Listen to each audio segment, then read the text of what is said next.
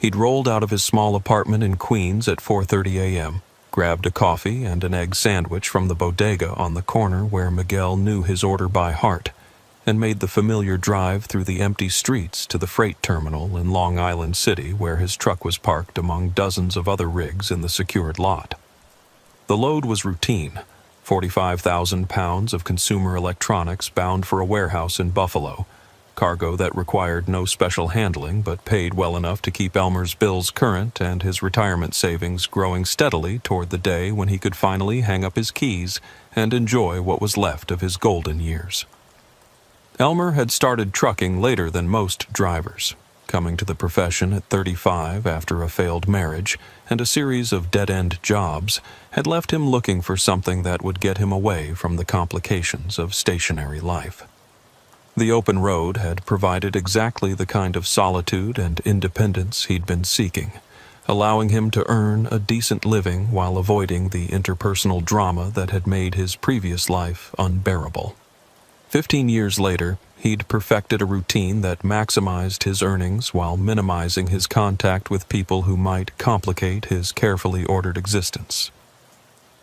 By 6:15 a.m., Elmer was rolling north through the Bronx, timing his departure to miss the worst of the morning rush hour traffic that could add hours to his delivery schedule and eat into the profit margins that made his independent operation viable. His Peterbilt was running perfectly, the engine purring with the satisfied rumble of a machine that had been maintained with religious precision according to a schedule that Elmer followed more faithfully than most people followed their medication routines. The morning weather forecast promised clear skies and moderate temperatures for the entire route to western New York, perfect conditions for maintaining the steady pace that would get him to Buffalo with time to spare. The cab of Elmer's truck represented the closest thing to a home that he'd known since his divorce, equipped with a comfortable sleeper berth, a small refrigerator stocked with his favorite foods, and a collection of audiobooks that helped pass the long hours of highway driving. He'd customized the interior with photographs of the landscapes he'd encountered during his travels, creating a mobile gallery of America's scenic beauty that reminded him why he'd chosen this solitary profession over the conventional alternatives that most men his age pursued. Everything was proceeding exactly according to plan, which was exactly how Elmer preferred his trips to unfold. He'd calculated his fuel stops, planned his rest breaks, and even identified backup routes in case construction or accidents forced him to deviate from his primary path. The predictability of his routine provided a sense of security and control that had been missing from his life before he discovered trucking, and he protected that stability with the fierce dedication of someone who'd learned the hard way that chaos and unpredictability led to heartache and financial ruin. The first sign that this wouldn't be an ordinary run came when Elmer reached the junction of Interstate 287 and Interstate 87, about 2 hours into his journey through increasingly rural terrain that stretched away from the urbanized corridor surrounding New York City.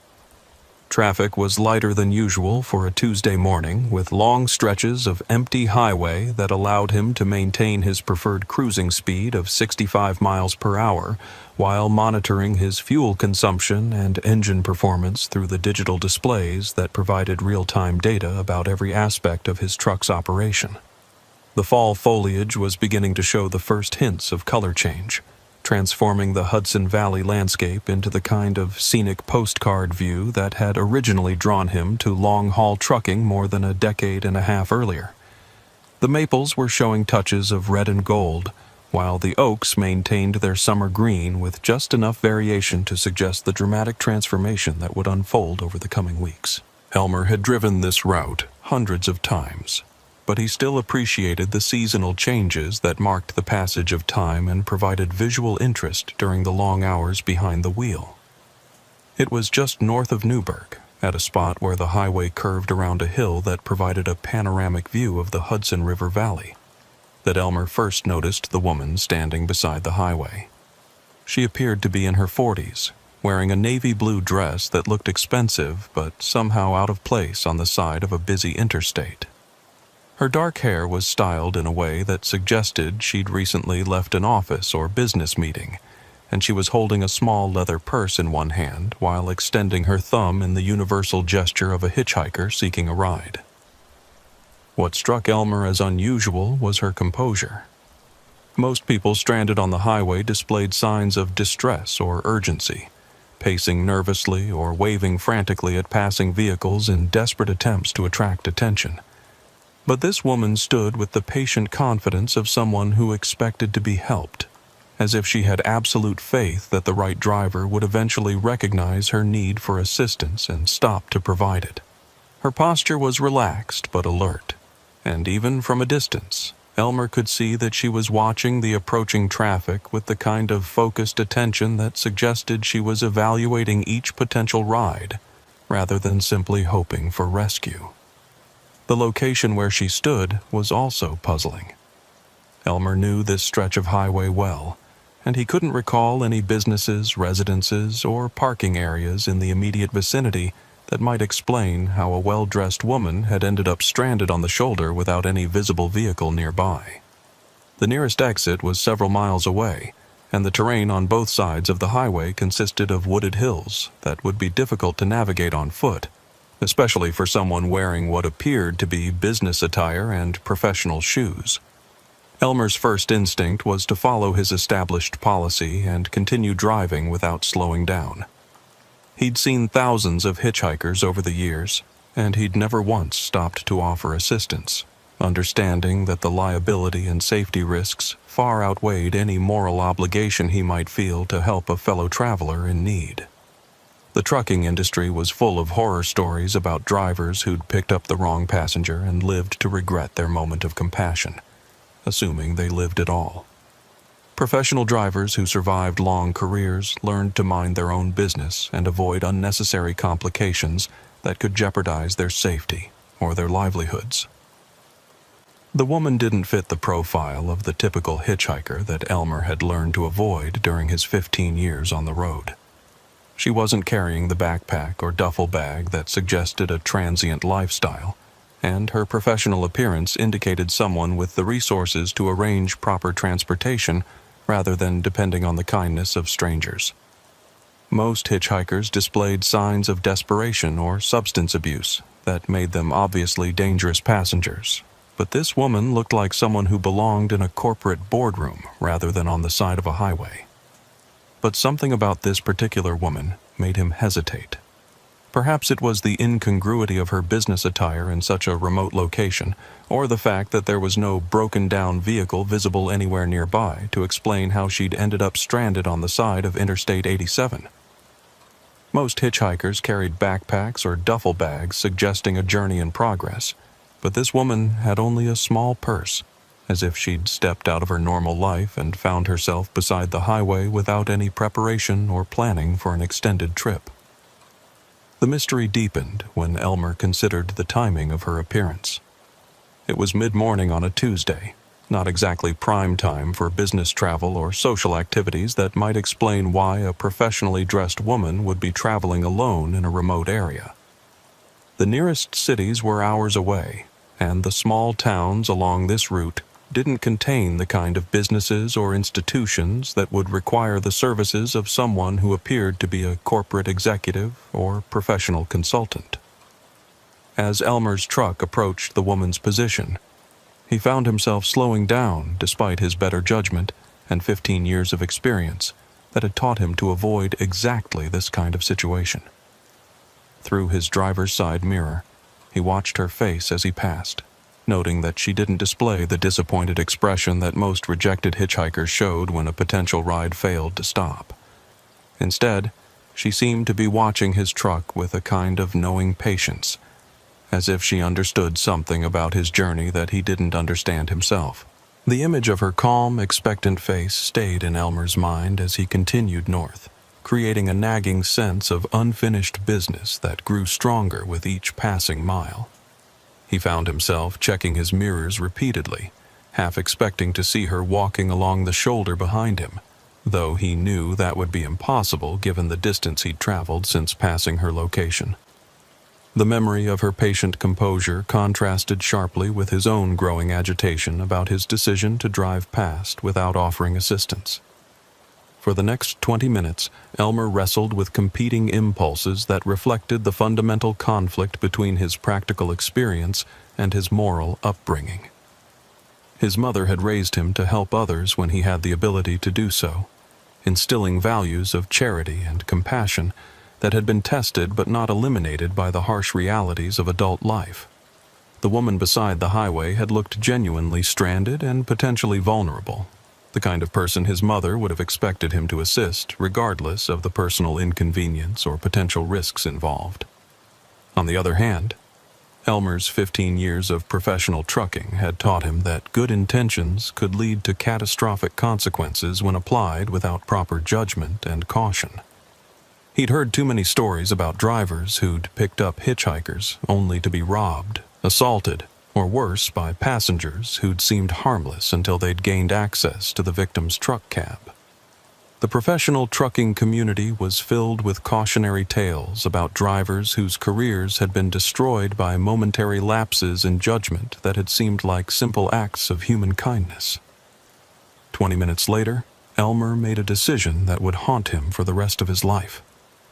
He pulled his truck over at the next rest area and sat in his cab for nearly 10 minutes, wrestling with the voice of caution that had kept him safe for 15 years of highway driving while fighting against the growing conviction that he'd made a mistake by not stopping to help someone who genuinely needed assistance.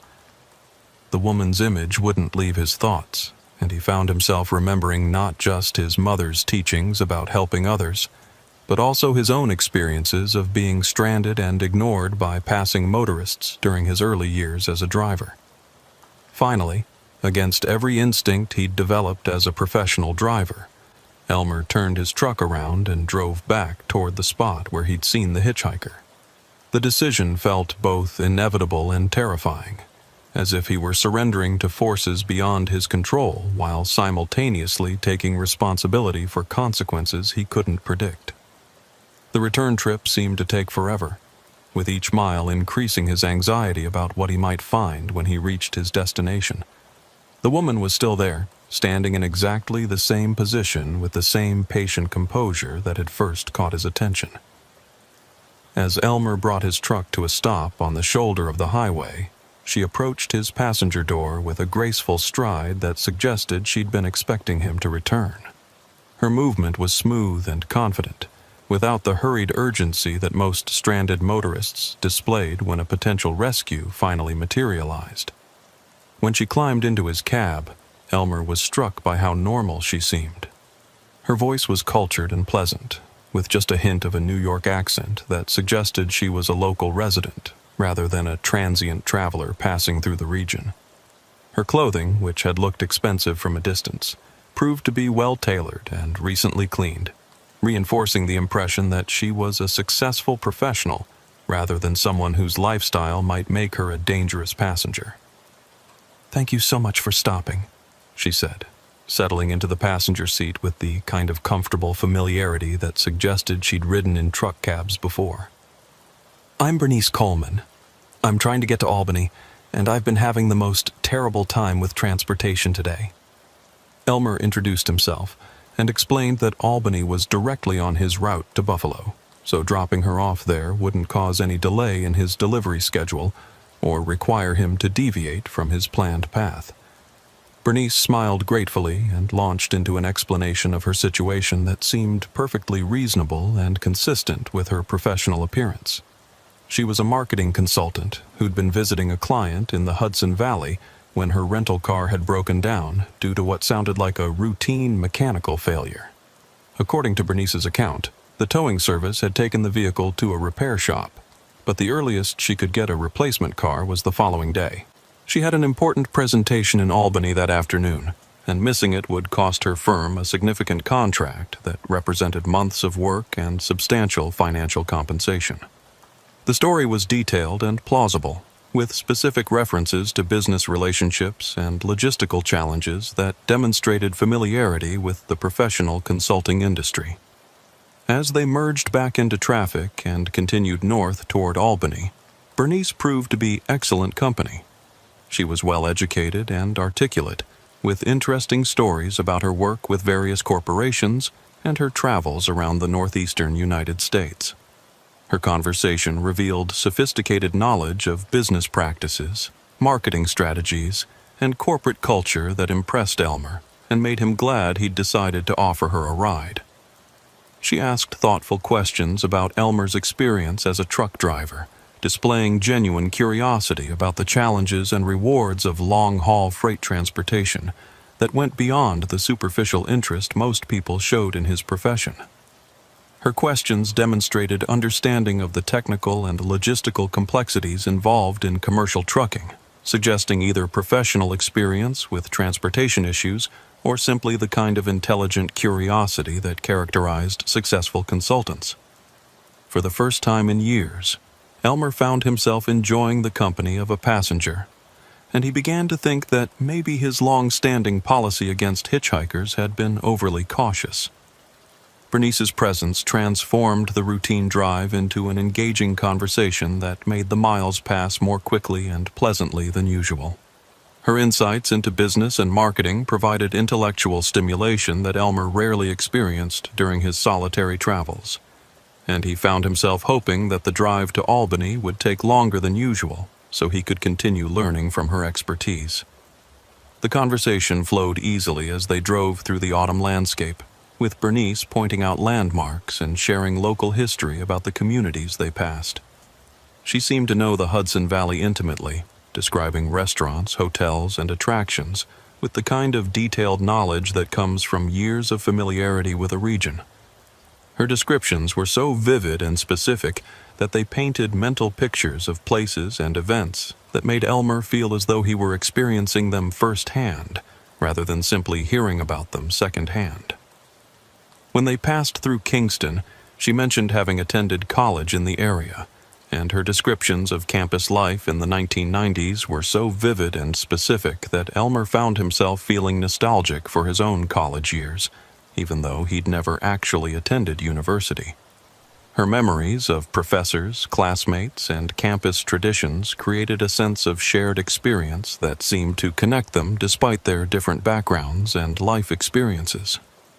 It was during their discussion of education and career choices that Elmer began to notice small inconsistencies in Bernice's stories that gradually transformed his initial comfort with his passenger into something approaching unease.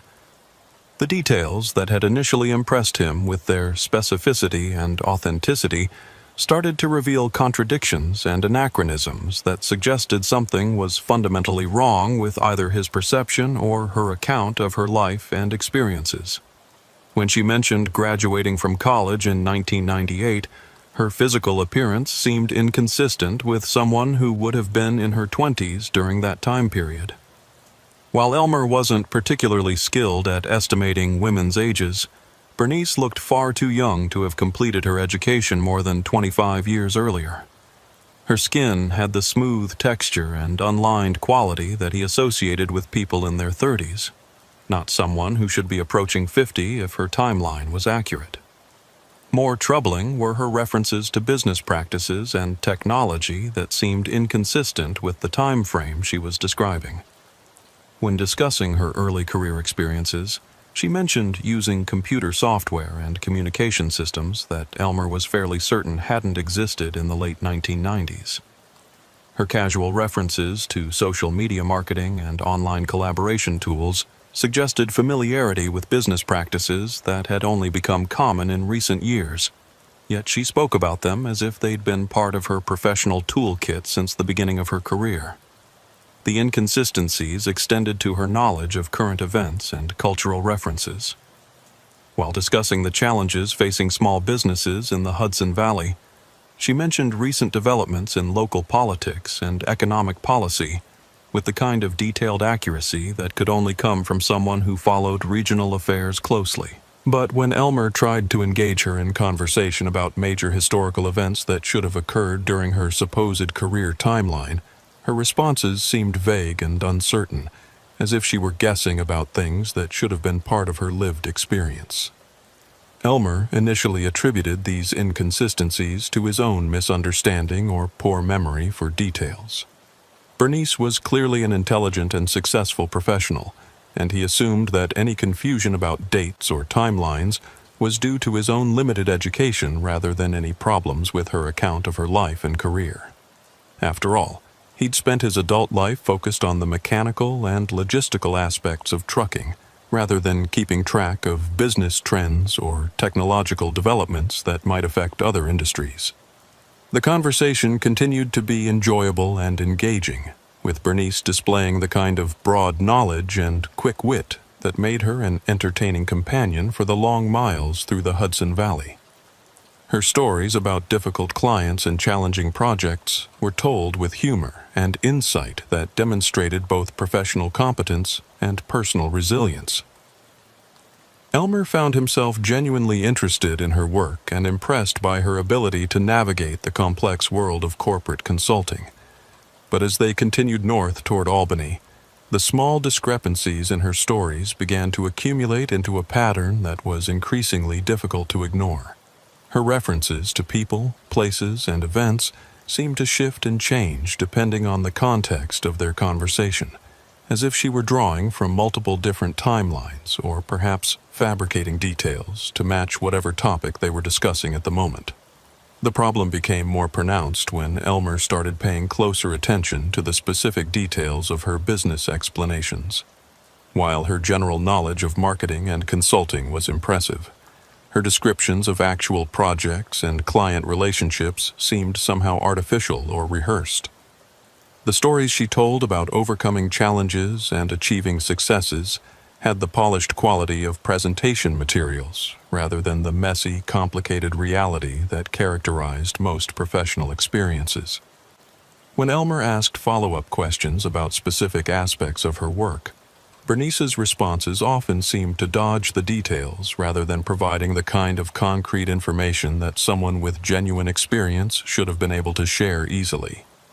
Her explanations of consulting methodologies and client management strategies were theoretically sound, but lacked the practical specifics that would indicate hands-on experience with the challenges she was describing.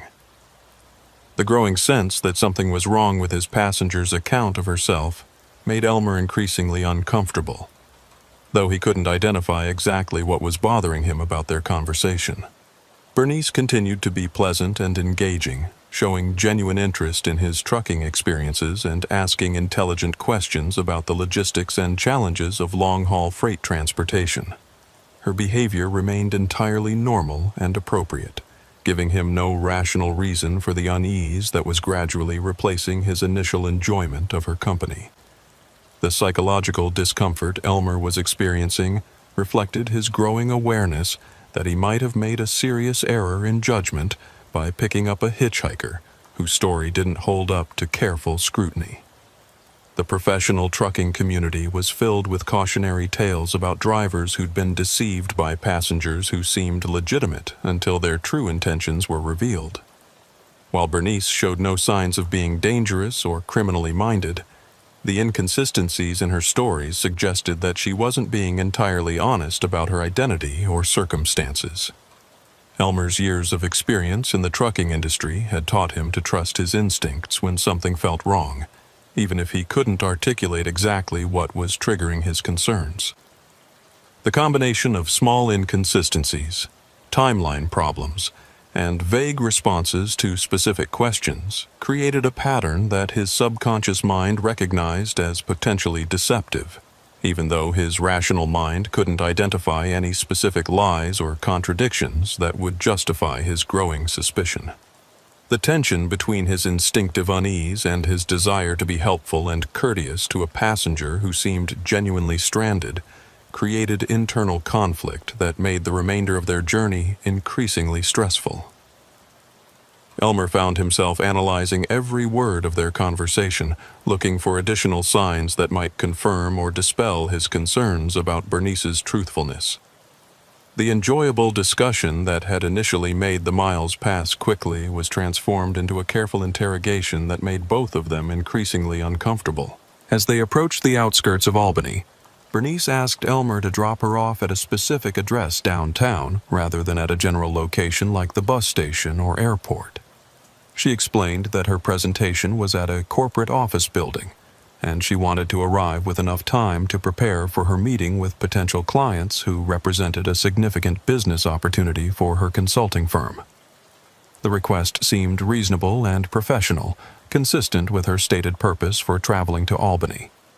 Elmer was happy to accommodate the request, understanding the importance of punctuality in the business world and appreciating the opportunity to help someone meet their professional obligations. The specific address provided by Bernice seemed legitimate, and her directions through the city's downtown district demonstrated the kind of local knowledge that supported her claims about working in the region. Her familiarity with Albany's street layout and traffic patterns suggested genuine experience with the city, rather than the uncertain navigation that might be expected from someone visiting for the first time. However, the address Bernice provided led them to an area of Albany that Elmer didn't recognize, despite having made deliveries in the city dozens of times over the years. The streets seemed older and more European in their layout than the parts of Albany he was familiar with narrow lanes and historic buildings that suggested they were in one of the city's oldest neighborhoods. The architecture was impressive and well-maintained, but the overall atmosphere felt somehow disconnected from the modern commercial district where Elmer would have expected to find the kind of corporate offices that typically hosted business presentations. The buildings they passed were primarily residential, with elaborate Victorian houses and converted mansions that had been transformed into apartments or professional offices. While some of these structures might indeed house consulting firms or other businesses, the neighborhood didn't have the commercial character that Elmer associated with the Albany business district. The absence of office buildings, corporate signage, and business traffic made him wonder if they were heading to the right location for Bernice's important meeting. "Just up ahead on the left," Bernice said, pointing to a large brick building that appeared to be a converted mansion. "That's where my meeting is scheduled." Elmer pulled his truck to the curb in front of the building, noting that it looked more like a private residence than a corporate office. The structure was impressive, with elaborate architectural details and well-maintained grounds that suggested wealth and importance, but there were no business signs or professional indicators visible from the street that would identify it as a commercial facility. The building's windows were covered with heavy curtains that prevented any view of the interior, and the main entrance was equipped with a substantial wooden door that looked more appropriate for a private home than a business establishment. When Elmer mentioned his observation about the building's residential appearance, Bernice explained that many high-end consulting firms operated out of converted historic buildings to project an image of stability and tradition that impressed corporate clients. Her explanation sounded plausible, and Elmer knew that some professional service firms did indeed choose prestigious historic locations over modern office buildings to create the right impression for their target market. "Thank you again for the ride," Bernice said as she prepared to exit the truck. "You've been incredibly kind, and I really appreciate you going out of your way to help a stranger. Not many people would have taken the risk of picking up someone they didn't know, especially in today's world where everyone's so suspicious of each other." Her gratitude seemed genuine and heartfelt, and Elmer felt a measure of satisfaction in having helped someone reach their destination safely. Despite his earlier concerns about inconsistencies in her stories, Bernice had proven to be pleasant company and a reasonable passenger who'd caused no problems during their journey together. The experience reinforced his belief that most people were fundamentally decent and deserving of assistance when they found themselves in difficult situations. As Bernice opened the passenger door and stepped down from the cab, Elmer felt a strange reluctance to let her go. She'd been such pleasant company that he found himself wishing they'd had more time to talk, and he realized that he'd enjoyed the conversation more than any he'd had in months. The intellectual stimulation of discussing business strategies and professional challenges had provided a welcome break from the solitary routine of his trucking career, and he regretted that their encounter was coming to an end. Elmer watched through his passenger window as Bernice walked toward the building, noting how she moved with the confident stride of someone who was familiar with her destination. Her professional demeanor and purposeful movement reinforced the impression that she was indeed heading to an important business meeting, rather than engaging in some kind of deceptive activity. The concerns about inconsistencies in her stories seemed less important in light of her obvious competence and genuine appreciation for his assistance. But as Bernice approached the front door of the imposing brick building, something extraordinary happened that challenged everything Elmer thought he understood about reality. Instead of knocking on the door, ringing a doorbell, or using a key to enter the building, Bernice simply walked straight through the solid wooden door as if it didn't exist, disappearing into the building without opening or closing anything. The door remained firmly shut throughout her passage, showing no indication that anyone had entered or exited through it. Elmer blinked hard and shook his head, certain that his eyes had played a trick on him after hours of concentrated driving and the stress of worrying about his passengers' inconsistent stories. He rubbed his eyes and looked again, but Bernice was nowhere to be seen, and the door of the building remained firmly closed with no evidence that anyone had recently passed through it. The physical laws that governed the interaction between solid objects had apparently been suspended to allow his passenger to enter the building in a way that defied rational explanation. The impossibility of what he'd witnessed created a psychological shock that left Elmer sitting motionless in his truck cab, trying to process an experience that contradicted everything he understood about the physical world. People couldn't walk through solid doors, regardless of how confident they appeared or how important their business meetings might be. The phenomenon he'd observed was clearly impossible, yet he'd seen it happen with his own eyes under conditions that precluded hallucination or misperception. Elmer sat in his truck for several minutes, trying to develop rational explanations for what he'd witnessed. He considered the possibility that there had been a second entrance to the building that he hadn't noticed, or that Bernice had somehow opened and closed the door so quickly that he'd missed the movement. Perhaps the door had been partially open despite appearing closed, or maybe there was some kind of optical illusion created by the lighting conditions and the architectural details of the building's facade. But no matter how he tried to rationalize what he'd seen, he couldn't escape the disturbing conclusion that his passenger had somehow passed through a solid barrier, as if it were made of air. The door had been substantial and clearly closed, with no visible mechanism that could have allowed passage without opening. The physical evidence contradicted his observation, yet he trusted his senses enough to know that something genuinely impossible had occurred right in front of him. Troubled by the experience and uncertain about what he should do, Elmer decided to investigate the building more closely to see if he could find some explanation for Bernice's mysterious entrance. He locked his truck and walked up the front path to the imposing wooden door, examining it carefully for any signs of how someone might have entered without opening it. The door was solid and substantial, crafted from heavy oak with iron hardware that looked like it had been installed when the building was originally constructed decades earlier. The wood showed the normal wear and weathering that came from years of exposure to Albany's seasonal weather changes, but there was no visible damage or unusual features that might explain what he'd witnessed. When Elmer knocked on the door, the sound was deep and resonant, confirming that it was indeed made of solid wood rather than some kind of illusion or trick construction.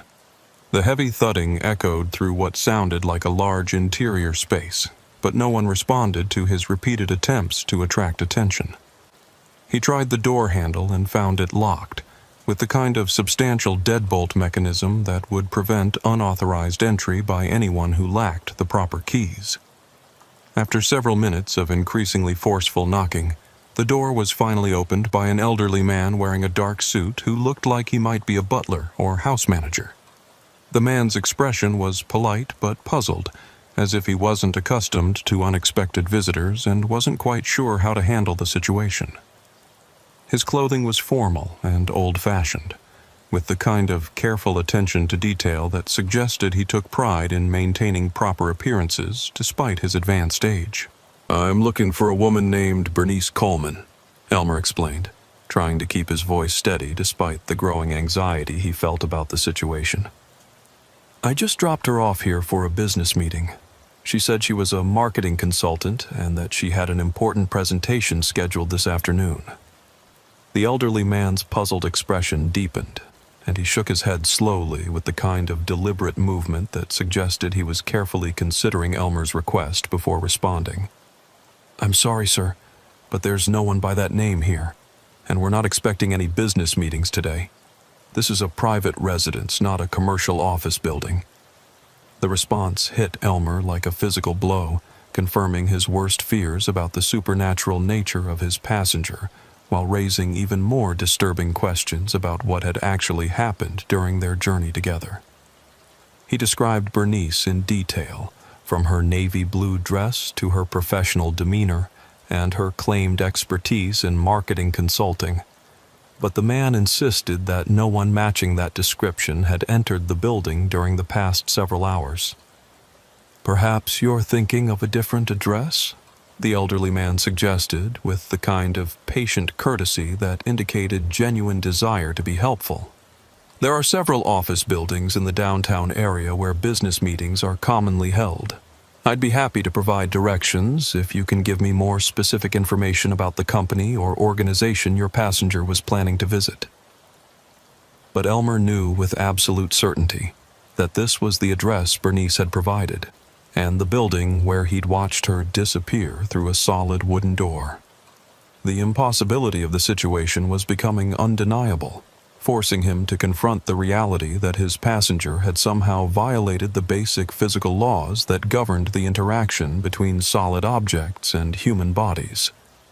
The elderly man invited Elmer to speak with other residents of the house, hoping that someone else might have information about a business meeting or might have seen someone matching Bernice's description entering the building. But the conversations that followed only deepened the mystery and confirmed that Bernice's entry into the building had occurred in a way that defied rational explanation. The other residents were courteous and helpful, but none of them had seen anyone resembling the woman Elmer described. According to everyone he spoke with, no one had entered the building during the past several hours, and certainly no one had walked through the front door during the time period when Elmer claimed to have witnessed Bernice's mysterious entrance. The building's inhabitants seemed genuinely puzzled by his account of events, and clearly had no knowledge of any business activities that might explain a consultant's visit to their residential facility. As Elmer returned to his truck, his mind reeling from the impossibility of the situation and the growing realization that he'd experienced something that challenged his understanding of reality itself, he began to notice other details about his experience with Bernice that suddenly seemed significant and deeply disturbing.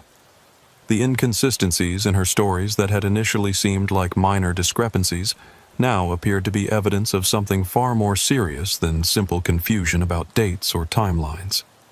He realized that throughout their 2-hour conversation, he'd never seen Bernice's reflection in any of the truck's mirrors, despite the fact that she'd been sitting directly in the passenger seat where her image should have been clearly visible in both the driver's side mirror and the rear view mirror. Her voice had seemed to come from the right direction, but when he'd looked directly at her while driving, he'd always had to focus intently to see her clearly, as if she was somehow difficult for his eyes to process or register accurately. The phenomenon was so unusual that Elmer couldn't understand how he'd failed to notice it during their journey together. Professional truck drivers develop the habit of checking their mirrors constantly, monitoring traffic conditions and the behavior of their passengers as part of their standard safety procedures.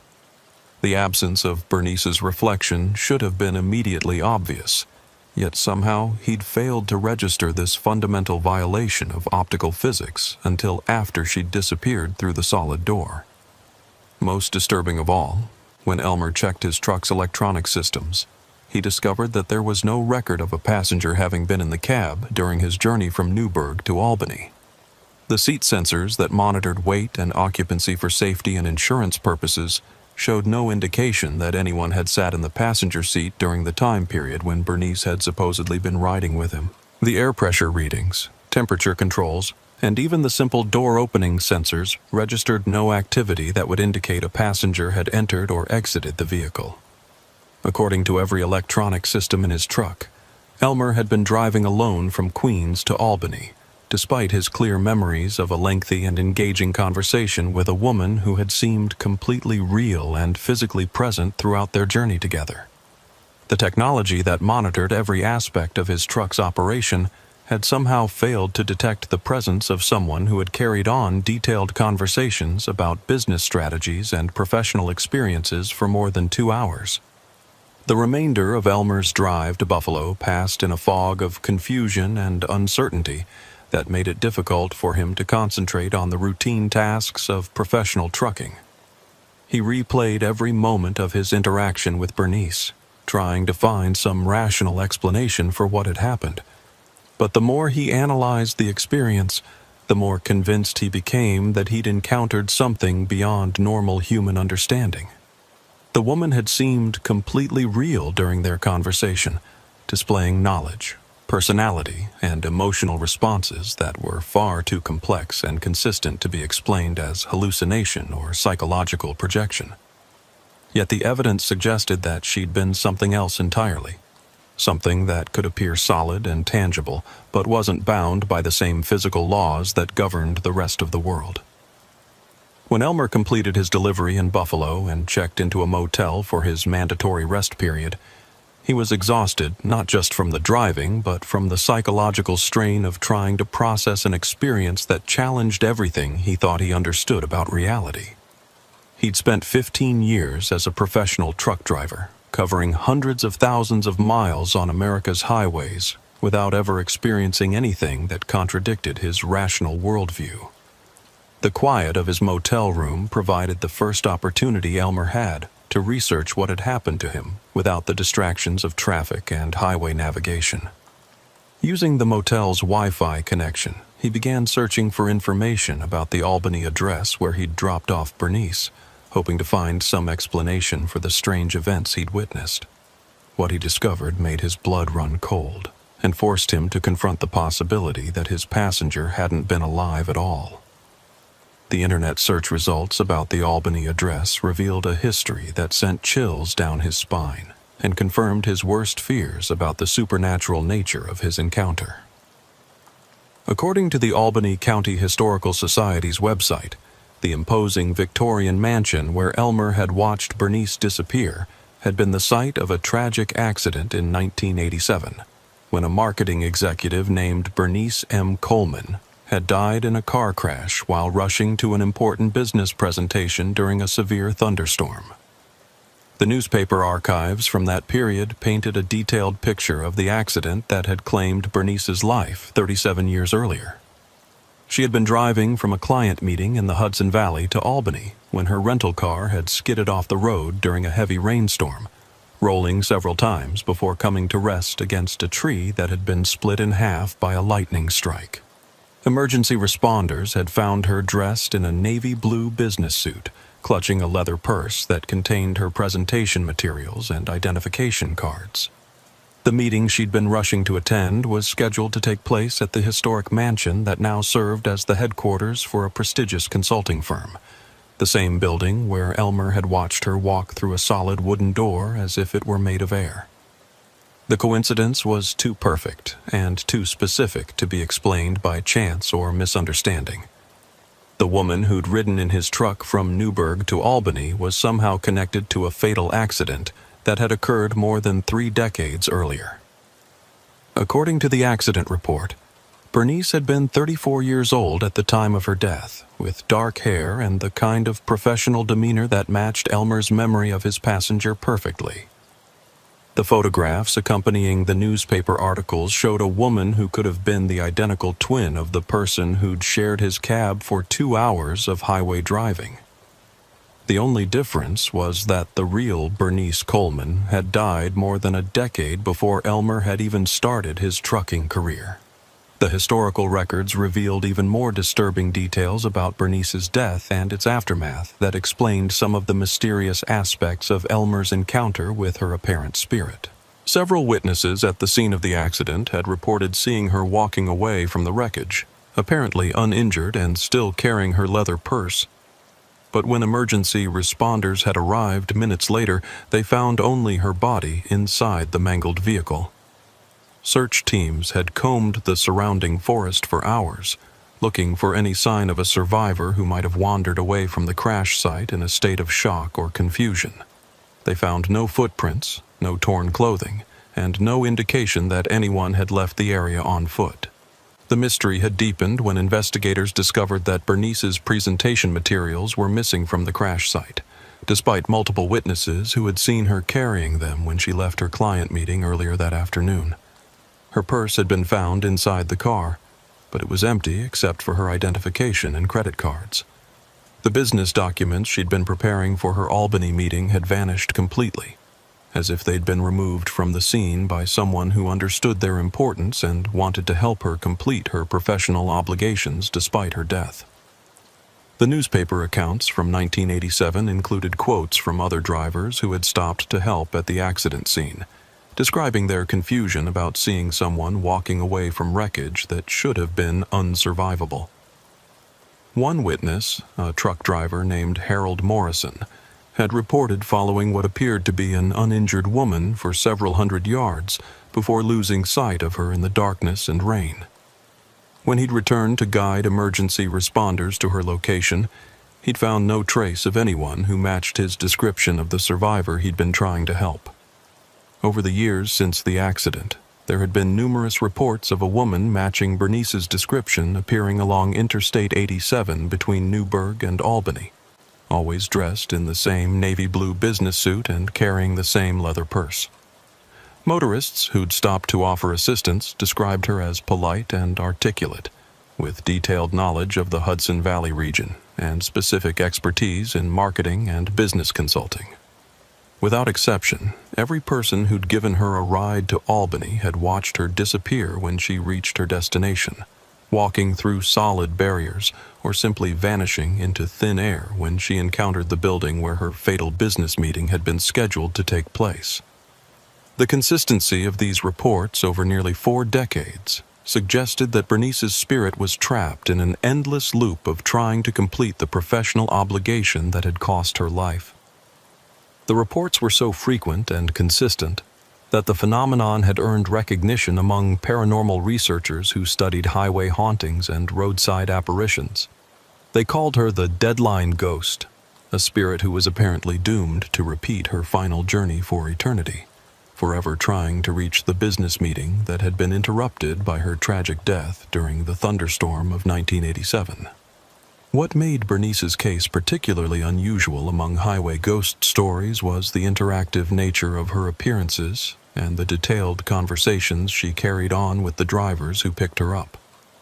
Most phantom hitchhikers were described as silent or monosyllabic, communicating only through gestures and basic responses to direct questions. But Bernice engaged her drivers in lengthy, detailed conversations, displaying knowledge and personality that seemed far too complex for a simple residual haunting or echo of past events. According to the paranormal researchers who'd investigated the case, Bernice's spirit seemed to be trapped in a loop that began with her final client meeting in the Hudson Valley and ended with her attempt to reach the presentation that had been scheduled for the afternoon of her death. Every few weeks, she would appear beside Interstate 87, seeking a ride to Albany so she could fulfill the professional obligations that had been interrupted by her fatal accident. The drivers, who became unwitting participants in her eternal attempt to complete her final business transaction, were helping her cross the boundary between the world of the living and whatever realm claimed her when she reached her destination. Each ride represented another opportunity for Bernice to fulfill the professional responsibility that had been interrupted by her death, though the fulfillment could never be complete because the world had moved beyond the circumstances that had existed in 1987. The research Elmer conducted over the following hours revealed that his experience was part of a pattern that had been repeated countless times over the past 37 years, with variations that reflected changes in the trucking industry and the evolution of Interstate 87's traffic patterns. Other truckers had encountered Bernice during different decades, describing conversations that were virtually identical to the one Elmer remembered, but adapted to reflect the professional concerns and technological realities of their respective time periods. During the 1990s, drivers reported discussions about fax machines and early computer systems that were just beginning to transform business communication. In the early 2000s, her conversations focused on email marketing and website development as revolutionary tools for reaching corporate clients. More recent encounters included detailed discussions about social media strategies and mobile technology applications that demonstrated her spirit's ability to adapt to changing business practices while maintaining her core identity as a marketing consultant from the 1980s. The most disturbing aspect of the phenomenon, according to the paranormal research Elmer discovered, was its effect on the drivers who encountered Bernice and became aware of her supernatural nature. Most of them experienced lasting psychological changes following their interaction with the ghostly passenger, developing obsessions with understanding what they'd witnessed and compulsive behaviors related to highway travel and supernatural phenomena. Many drivers reported sleep disturbances, recurring dreams about car crashes, and an overwhelming sense of responsibility for helping other travelers in distress. The encounter with Bernice seemed to awaken a heightened sensitivity to the spiritual dimensions of highway travel, making these drivers aware of other supernatural phenomena they'd previously ignored or rationalized away. Some became convinced that the highways were populated by numerous spirits of people who died trying to reach their destinations, leading to anxiety and paranoia that interfered with their professional duties. The psychological impact was so severe that some drivers had changed their routes entirely to avoid the stretch of Interstate 87 where Bernice appeared, taking longer and less efficient paths to their destinations rather than risk another encounter with the supernatural. Others had quit trucking altogether, unable to cope with the knowledge that the highways they'd traveled safely for years were populated by spirits of people who died in pursuit of goals they could never complete. The phenomenon had claimed the careers and peace of mind of dozens of professional drivers over the decades, turning experienced veterans of the road into nervous, haunted men and women who jumped at shadows and questioned every passenger they saw beside the highway. The curse of encountering Bernice seemed to spread beyond the initial interaction, affecting drivers' relationships with their families, their ability to maintain steady employment, and their fundamental understanding of reality itself. Elmer spent the rest of his mandatory rest period reading testimonials from other drivers who'd encountered Bernice, finding their accounts so similar to his own experience that he began to suspect he was reading descriptions of his own afternoon rather than separate incidents that had occurred over multiple decades. The conversations they described were nearly identical, with Bernice asking the same questions about trucking life and sharing the same stories about her consulting career and her educational background. Even the specific details of her appearance were consistent across decades of sightings, from the navy blue dress to the leather purse to the professional hairstyle that never seemed to change despite the passage of time and the evolution of fashion trends. The photographs that some drivers had attempted to take showed only empty passenger seats, despite their clear memories of detailed conversations with a woman whose presence had seemed completely real and substantial throughout their journeys. The testimonials also revealed another disturbing pattern in Bernice's behavior that Elmer hadn't noticed during his own encounter, but now recognized as significant. According to several drivers, she seemed to know things about their personal lives that she couldn't possibly have learned during their brief conversations. She'd mentioned wives' names, children's ages, and financial struggles that the drivers had never discussed with anyone, displaying knowledge that suggested some kind of supernatural insight into their private affairs. The phenomenon was so unsettling that some drivers had become convinced that Bernice could read their thoughts or access their memories, using her ghostly abilities to gather information about the living people who encountered her. The invasion of privacy created an additional layer of psychological trauma that made the encounter even more disturbing and long-lasting in its effects on the victim's mental health and sense of security. One trucker named Wilbur Clemens had documented his encounter with Bernice in extraordinary detail, providing a minute-by-minute account of their conversation and her eventual disappearance at the Albany address.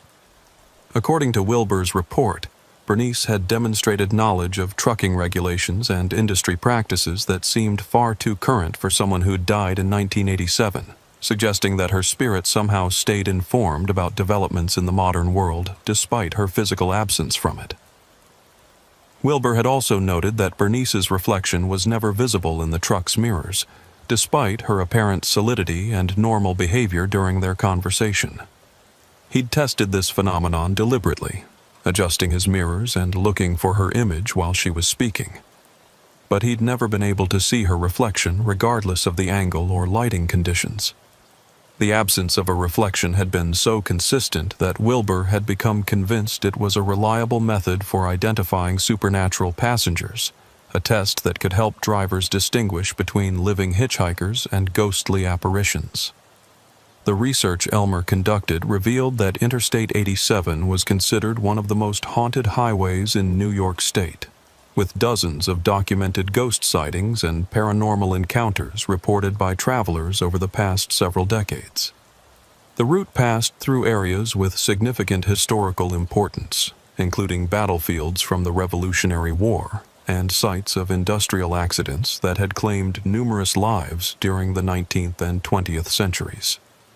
According to paranormal investigators, the combination of violent death and unfinished business created ideal conditions for ghostly manifestations, making the highway a corridor between the world of the living and the realm of the dead. The interstate system's role as a major transportation artery meant that thousands of people traveled through these spiritually active areas every day, creating numerous opportunities for encounters between living travelers and supernatural entities seeking to complete interrupted journeys. Bernice's case was particularly well documented because of her frequent appearances and the consistent nature of her interactions with living drivers. Unlike many highway ghosts who appeared only briefly before vanishing, Bernice engaged in lengthy conversations that provided researchers with substantial material for analysis and comparison. Her ability to maintain complex discussions about business topics and current events suggested a level of consciousness and awareness that was unusual among paranormal entities, making her one of the most studied spirits in the northeastern United States. The paranormal research also revealed that Bernice's appearances were linked to specific weather conditions and calendar dates that corresponded to the circumstances of her original death. She was most likely to manifest during autumn months, particularly on days when business travelers would be rushing to meet deadlines or attend important meetings. The timing seemed to correlate with the pressures and anxieties that had driven her to travel during dangerous weather conditions on the night of her fatal accident. The anniversary of her death, October 15th, was marked by particularly intense supernatural activity along Interstate 87, with multiple sightings reported by drivers who encountered various manifestations of her spirit during the 24-hour period surrounding the date of her original accident. Some witnesses described seeing her standing beside the highway at the exact location where her car had left the road, while others reported picking her up at different points along the route and experiencing the same disappearance when they reached the Albany address. As Elmer prepared to resume his journey back to New York, he found himself fundamentally changed by his research into Bernice's story and his own encounter with her spirit. The woman who'd seemed so alive and engaging during their afternoon conversation had been dead for longer than he'd been a professional truck driver, yet she'd demonstrated knowledge and personality that seemed impossible for a ghostly manifestation to maintain over multiple decades of supernatural existence. The experience had challenged everything he thought he understood about the nature of death and the boundaries between the physical and spiritual worlds, forcing him to confront possibilities that his rational mind had always dismissed as superstition or fantasy. The highways that had once provided him with peaceful solitude and meditative driving experiences were now revealed to be populated by entities that existed at the intersection of memory and reality, past and present, life and death, The drive back to Queens passed in a state of heightened awareness that made every shadow seem potentially significant and every hitchhiker beside the highway appear as a possible supernatural encounter. Elmer found himself checking his mirrors constantly, not for traffic conditions, but for reflections that might not be there, and listening to conversations that might be coming from passengers who didn't exist in any conventional sense of the word. The knowledge that Interstate 87 was populated by the spirits of people who died trying to reach their destinations had transformed his familiar route into a corridor of mystery and potential danger, where the normal rules of human interaction no longer applied, and the boundaries between reality and the supernatural became increasingly blurred. When Elmer finally reached his apartment in Queens, he was exhausted not just from the driving, but from the psychological strain of processing his encounter with Bernice and its implications for his understanding of reality.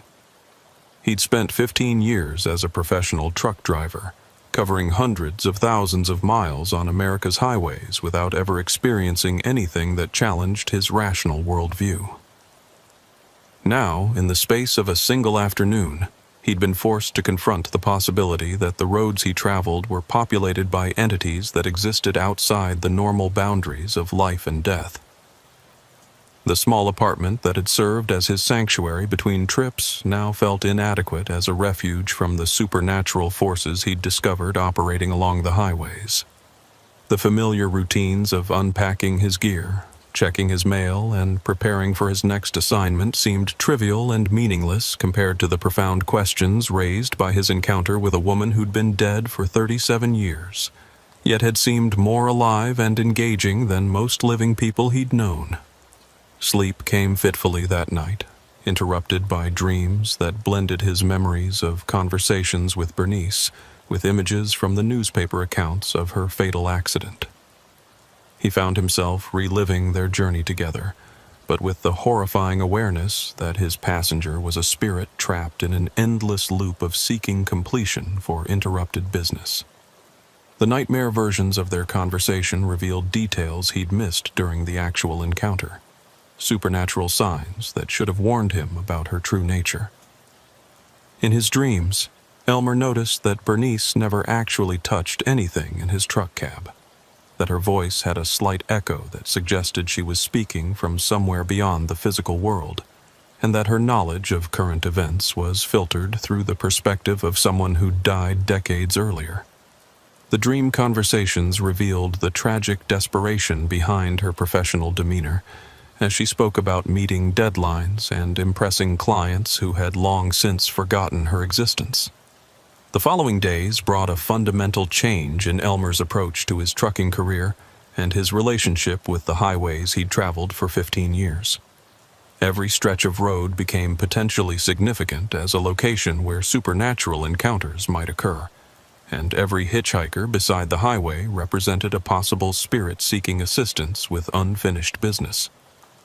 The peaceful solitude he'd once found in long-distance driving was replaced by constant vigilance for signs of otherworldly activity.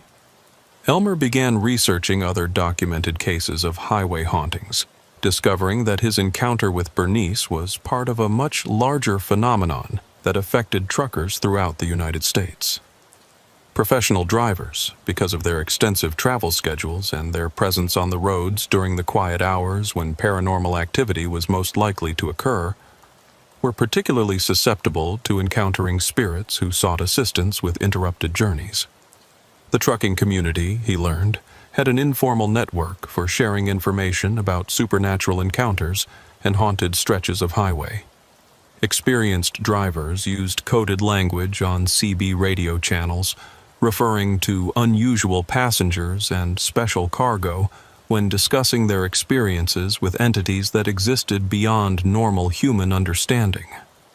Certain routes were known within the community as particularly active areas where spirits frequently manifested, and veteran truckers would warn newcomers about specific locations where they might encounter something that challenged their understanding of reality.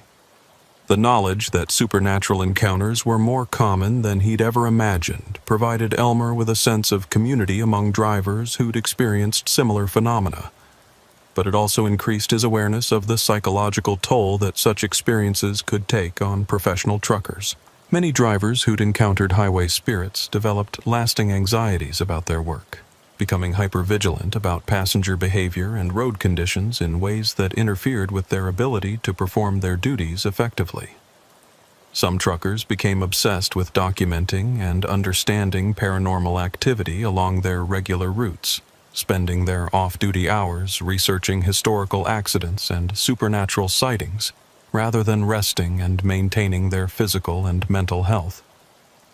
The fascination with otherworldly phenomena could become as destructive as the initial encounter itself, leading to isolation from family and friends who couldn't understand or share their supernatural experiences.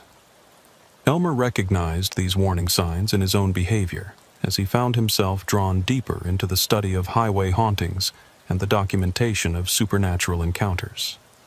His apartment became cluttered with printouts of accident reports, newspaper clippings about unexplained phenomena, and maps marking locations where spirits had been sighted by other drivers. The research provided intellectual stimulation and a sense of purpose, but it also represented a form of avoidance of the normal social interactions that had become difficult since his encounter with Bernice. The isolation that resulted from his growing preoccupation with supernatural phenomena created a feedback loop that made otherworldly encounters seem more significant and meaningful than relationships with living people. The spirits who populated the highways offered mysteries to be solved and stories to be understood, while living humans presented complications and demands that required emotional investment and vulnerability that Elmer was increasingly reluctant to provide. The turning point in Elmer's relationship with the supernatural came during a routine freight run from New York to Boston several weeks after his encounter with Bernice, when he decided to test his growing understanding of highway spirits by deliberately seeking out another paranormal encounter. His research had identified several locations along his route where other drivers had reported supernatural sightings, and he found himself hoping to encounter another ghostly passenger who might provide additional insights into the spiritual dimensions of highway travel. The experiment proved successful in ways that Elmer hadn't anticipated, but the encounter that resulted challenged his romantic notions about helping lost souls and forced him to confront the darker aspects of supernatural highway activity. Not all spirits were benevolent entities seeking assistance with interrupted journeys. Some were malevolent forces that used the highways to prey upon living travelers in ways that were far more dangerous than simple requests for transportation to specific destinations. The malevolent spirit that Elmer encountered during his deliberate search for paranormal activity taught him that his growing involvement with supernatural phenomena carried risks that extended far beyond psychological stress or social isolation. Some highway spirits were actively hostile to the living, seeking to cause accidents, create confusion, or lure drivers into dangerous situations that could result in injury or death.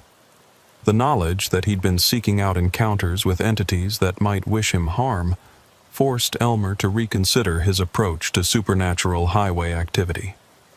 The experience with the hostile spirit also revealed that his encounter with Bernice had changed him in ways that made him more sensitive to paranormal phenomena, but also more vulnerable to supernatural manipulation.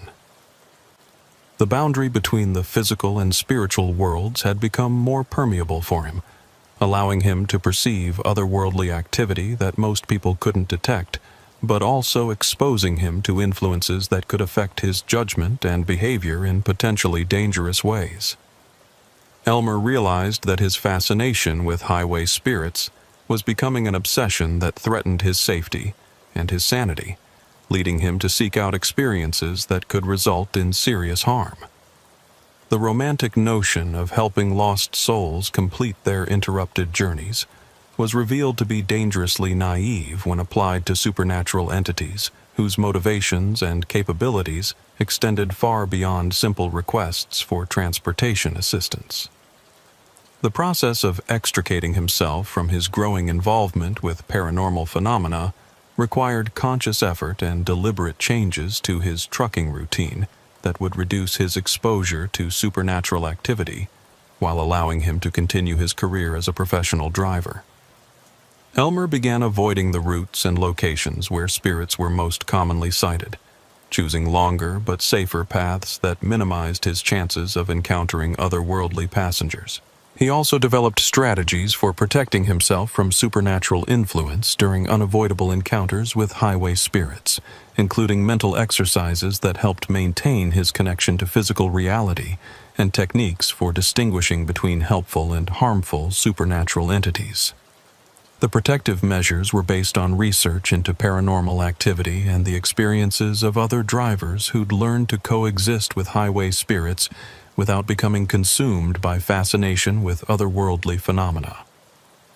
The balance that Elmer eventually achieved between awareness of supernatural highway activity and practical concern for his own safety and well-being allowed him to continue his trucking career while maintaining respect for the spirits who populated the roads he traveled. His encounter with Bernice had opened his eyes to dimensions of reality that most people never experienced, but it had also taught him that knowledge of the supernatural carried responsibilities and dangers that required careful management. As Elmer's story concludes, he remains a professional truck driver who travels the highways of the northeastern United States with a deeper understanding of the spiritual forces that operate alongside the normal world of commerce and transportation. His encounter with the vanishing passenger changed his relationship with his profession and his understanding of the boundaries between life and death. But it also taught him that some mysteries are better observed from a safe distance rather than investigated too closely. The highways continue to carry their cargo of both freight and spirits, living drivers and ghostly passengers, routine transportation and supernatural encounters. For those with the sensitivity to perceive otherworldly activity, the roads offer glimpses into dimensions of existence that transcend the normal boundaries of human experience. But they also demand respect for forces that operate according to rules that living people can never fully understand or control, and wisdom to know when curiosity about the supernatural should give way to practical concerns about survival in the physical world. The headlights cut through the darkness as Chester Millfield guides his 2018 Freightliner Cascadia down Interstate 80 through the desolate stretches of Nebraska, where the nearest town could be 50 miles in any direction, and the horizon disappears into an endless void of prairie grass and scattered farmsteads. Chester's engine temperature gauge has been climbing steadily for the past 20 miles, despite the cool October air that should be helping his cooling system operate efficiently, and the subtle vibration in his steering wheel suggests that his truck is developing mechanical problems that could leave him stranded in one of America's most isolated regions. Chester is hauling 42,000 pounds of agricultural equipment from Iowa to Colorado, running slightly behind schedule due to earlier delays at the shipper's facility, but still within his delivery window if he can maintain his current pace through the night. The load represents a significant payday for Chester, who operates as an independent contractor and depends on timely deliveries to maintain his reputation among freight brokers who control access to the most lucrative shipping contracts. A breakdown in rural Nebraska would not only cost him money in repair expenses and delivery penalties, but could also damage his standing in the competitive world of specialized freight transportation. The first indication of serious trouble comes when Chester's engine temperature alarm begins chiming insistently, accompanied by warning lights that illuminate his dashboard with urgent red indicators. Steam is beginning to rise from beneath his hood, visible in the glow of his headlights, and the familiar rumble of his diesel engine has developed an irregular rhythm that suggests imminent mechanical failure.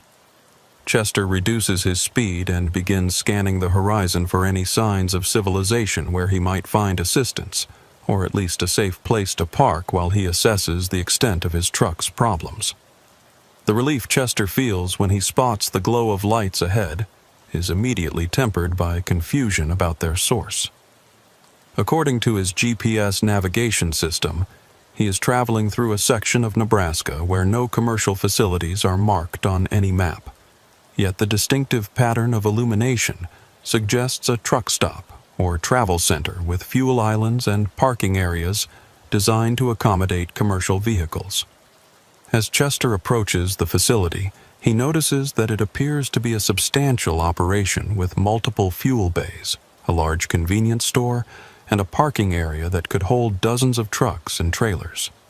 The truck stop looks remarkably well maintained for such a remote location, with modern LED lighting that casts a bright white glow across freshly paved surfaces. The building architecture suggests recent construction, with clean lines and contemporary design elements that contrast sharply with the rural Nebraska landscape. Chester notes several other commercial vehicles parked in the lot, their running lights and reflective tape visible in the facility's illumination, indicating that other drivers have discovered this convenient stopping point despite its absence from standard highway resources guides. Chester pulls his overheating truck up to one of the fuel islands and shuts down his engine, immediately popping his hood to release the steam that has been building in his cooling system. The problem appears to be a burst radiator hose, a relatively minor repair that he can handle himself if he can find the necessary parts and coolant. The truck stop's convenience store should have basic automotive supplies, and the presence of other commercial vehicles suggests that this facility caters to professional drivers who might need emergency repairs or maintenance supplies. As Chester walks toward the convenience store, he notices details about the facility that seem inconsistent with its apparent newness and modern design. The pavement, while appearing freshly laid, shows wear patterns and oil stains that suggest years of heavy truck traffic. The building's exterior walls display fading and weathering that contradicts the bright, clean appearance visible from a distance. Most puzzling of all, the other trucks in the parking area show signs of extended use and poor maintenance that seem inconsistent with active commercial operations. The convenience store interior reinforces Chester's growing sense that something is wrong with this facility. While the building appears modern and well-equipped from outside, the interior fixtures and merchandise seem dated and dusty, as if they've been sitting unused for months or years. The fluorescent lighting flickers intermittently, creating shadows and dark spots that make it difficult to navigate the aisles effectively. The coolers along this back wall hum with an irregular rhythm that suggests failing compressors, and several of the refrigerated units display out-of-order signs that appear to have been posted long ago. Behind the counter stands a clerk who appears to be in his 50s, wearing a name tag that reads Homer, and a uniform shirt that shows signs of long wear and inadequate cleaning. Homer greets Chester with the kind of professional friendliness that suggests experience in customer service, but his eyes seem tired and distant, as if he's been working the same shift for longer than any reasonable employment schedule would require. When Chester asks about radiator hoses and coolant, Homer responds with helpful directions to the automotive section, but his voice carries an odd echo that seems inconsistent with the store's acoustics. The automotive section contains a surprisingly complete selection of truck maintenance supplies, including the specific type of radiator hose that Chester needs for his repair. The prices are reasonable, almost suspiciously low for such a remote location where transportation costs should inflate the cost of merchandise significantly. When Chester questions Homer about the favorable pricing, the clerk explains that the facility benefits from volume purchasing arrangements with suppliers, but his explanation seems rehearsed and unconvincing, as if he's repeated the same response to many previous customers. While gathering his repair supplies, Chester encounters another truck driver who introduces himself as Melvin Hartley, a veteran hauler who's been working the Midwest freight corridors for more than 20 years. Melvin is examining a display of CB radio equipment with the focused attention of someone who's experienced communication problems. And when Chester strikes up a conversation, Melvin's responses reveal a level of confusion and disorientation that seems inconsistent with his apparent experience and professionalism. "I've been looking for a replacement antenna for about 3 hours," Melvin says, his voice carrying a note of frustration that suggests his search has been less successful than expected. Every time I think I've found the right part, it turns out to be something different when I get to the counter. The merchandise keeps changing somehow, like the store is rearranging itself when I'm not looking. Chester examines the CB radio display and confirms that it contains a wide selection of antennas and communication equipment, but when he tries to help Melvin locate a specific part number, they discover that the inventory seems to shift and change depending on the angle from which they view it. Items that appear clearly labeled and accessible from one direction become blurred or obscured when approached from another angle, as if the merchandise exists in a state of constant flux that prevents customers from obtaining what they need. The conversation with Melvin reveals additional disturbing information about the truck stop and its effects on the drivers who stop there. According to Melvin, he arrived at the facility several hours earlier with mechanical problems similar to Chester's, expecting to make quick repairs and continue his journey to Denver. But every attempt to leave the facility has resulted in mechanical failures that force him to return to the parking area, creating a cycle of breakdown and temporary repair that prevents him from reaching his destination. Every time I think I've fixed my truck and I'm ready to get back on the road, something else goes wrong, Melvin explains. First it was my alternator, then my brakes started acting up, and now my transmission is making noises I've never heard before. It's like the truck doesn't want me to leave this place, or maybe the place doesn't want to let me go. Other drivers in the facility, Melvin reports, are experiencing similar problems with mechanical failures that prevent departure. Some have been stranded at the truck stop for days or even weeks, living on the food and supplies available in the convenience store while their trucks develop increasingly serious problems that require more extensive repairs.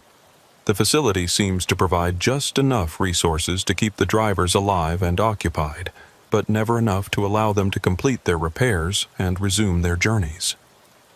The conversation with Melvin takes on an increasingly urgent tone as he describes the psychological effects of extended confinement at the truck stop. Drivers who have been stranded for longer periods show signs of mental deterioration, becoming withdrawn and apathetic about their situation.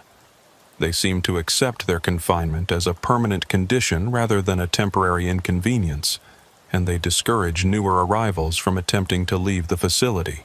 The long-term residents have formed a kind of community within the truck stop, sharing resources and information but never discussing plans for escape or return to their normal lives. As Chester listens to Melvin's increasingly frantic account of life at the Eternal Rest Stop, he begins to notice subtle changes in his own environment that suggest the facility operates according to rules that differ from normal reality. The convenience store's merchandise continues to shift and change when he's not looking directly at it, and the other customers in the store move with a mechanical precision that suggests they're following predetermined patterns rather than making spontaneous decisions about their purchases. Most disturbing of all, when Chester looks out the store windows toward the parking area where he left his truck, he discovers that his Freightliner has developed additional problems during the brief time he's been inside the building. Steam is rising from multiple locations around his engine, and fluid stains on the pavement suggest that his mechanical problems have multiplied and intensified in ways that seem inconsistent with normal equipment failure patterns. The realization that his truck's condition is deteriorating faster than mechanical laws would allow fills Chester with a growing sense of panic about his situation. If the truck stop truly is a trap designed to prevent drivers from leaving, then his arrival has triggered processes that will make escape increasingly difficult with each passing hour. The facility seems designed to create mechanical problems that require parts and services available only within the truck stop, creating a cycle of dependency that keeps drivers confined indefinitely. Homer's behavior behind the convenience store counter reinforces Chester's growing suspicions about the supernatural nature of the facility. The clerk continues to provide helpful customer service, but his responses to questions about the truck stop's history and management are evasive and contradictory. When Chester asks how long the facility has been operating in this location, Homer provides different answers depending on how the question is phrased, sometimes claiming the truck stop has been there for decades, and other times suggesting it's a recent addition to the highway infrastructure. The inconsistencies in Homer's responses extend to basic information about services and amenities available at the facility. He describes repair facilities and mechanical services that aren't visible anywhere on the property, and he mentions restaurants and lodging accommodations that don't appear to exist. When Chester asks to see these additional facilities, Homer provides directions that lead to empty areas of the parking lot or to sections of the building that are locked and inaccessible. As midnight approaches and Chester realizes that his repair efforts are becoming increasingly futile, he begins to understand that the truck stop represents a form of purgatory designed specifically for professional drivers. The facility provides the illusion of assistance and accommodation while actually trapping its victims in an endless cycle of mechanical problems and failed repair attempts. The drivers who remain at the truck stop for extended periods aren't choosing to stay. They're being held prisoner by forces that understand their professional needs and exploit their dependence on functional equipment. Chester's growing understanding of his predicament becomes more acute as he spends additional time observing the other stranded drivers and the patterns of behavior that have developed within the supernatural truck stop. The facility operates with the efficiency of a well-designed trap, providing just enough comfort and resources to prevent panic while systematically undermining every attempt at escape. The drivers who have been confined for longer periods have adapted to their situation in ways that suggest psychological conditioning, accepting their imprisonment as a permanent state rather than a temporary inconvenience that can be resolved through determination and mechanical skill. The community of trapped drivers has developed its own internal hierarchy and social structure, with veteran prisoners serving as informal leaders, who help newcomers understand the unwritten rules of life at the eternal rest stop. These long-term residents discourage attempts to leave the facility, explaining that mechanical failures always become more severe when drivers try to resume their journeys. They've learned to find satisfaction in small accomplishments and minor repairs, rather than pursuing the impossible goal of returning to the outside world. Chester's conversation with the veteran drivers reveals the insidious nature of the psychological conditioning that affects everyone who remains at the truck stop for extended periods. The facility seems to gradually erode the drivers' connection to their previous lives, making them forget about delivery deadlines, family responsibilities, and professional obligations that once motivated their travel. The process is so subtle that most drivers don't realize they're losing interest in escape until they've already accepted their confinement as a natural state. Mildred Brennan represents the most extreme example of the psychological transformation that affects long-term residents of the truck stop. She's been stranded at the facility for what she estimates to be several months, though her perception of time seems unreliable and distorted. Mildred was originally hauling fresh produce from California to Chicago when her refrigerated trailer developed cooling problems that forced her to stop for emergency repairs. What should have been a quick fix has stretched into an indefinite stay as new mechanical problems develop faster than she can address them. Unlike the male drivers who maintain at least some interest in escape, Mildred seems genuinely content with her situation at the truck stop. She's taken on the role of unofficial social coordinator, organizing meal sharing and group activities that help maintain morale among the trapped drivers. Her acceptance of confinement is so complete that she actively discourages other drivers from attempting to leave, arguing that life at the truck stop is superior to the stress and uncertainty of highway transportation. "Why would you want to go back to that life?" Mildred asks Chester during one of their conversations in the convenience store's makeshift dining area. Constant pressure to meet deadlines, worrying about fuel costs and maintenance expenses, sleeping in different places every night. Here we have everything we need: food, shelter, companionship with people who understand our situation. It's like retirement, but without the financial worries. Mildred's contentment with her imprisonment disturbs Chester more than the obvious desperation of other trapped drivers. Her acceptance suggests that the truck stop's influence goes beyond mechanical sabotage to include psychological manipulation that makes confinement seem preferable to freedom. The facility appears to be designed not just to trap drivers physically, but to gradually erode their desire for escape until they become willing participants in their own captivity. The supernatural aspects of the truck stop become more apparent as Chester spends additional time observing the facility's operations and the behavior of its staff. Homer, the convenience store clerk, seems to work continuously without breaks or shift changes, maintaining the same tired but helpful demeanor regardless of the time of day or night. When Chester attempts to engage him in conversation about his work schedule or personal life, Homer's responses are vague and contradictory, as if he lacks memories or experiences outside the context of the truck stop.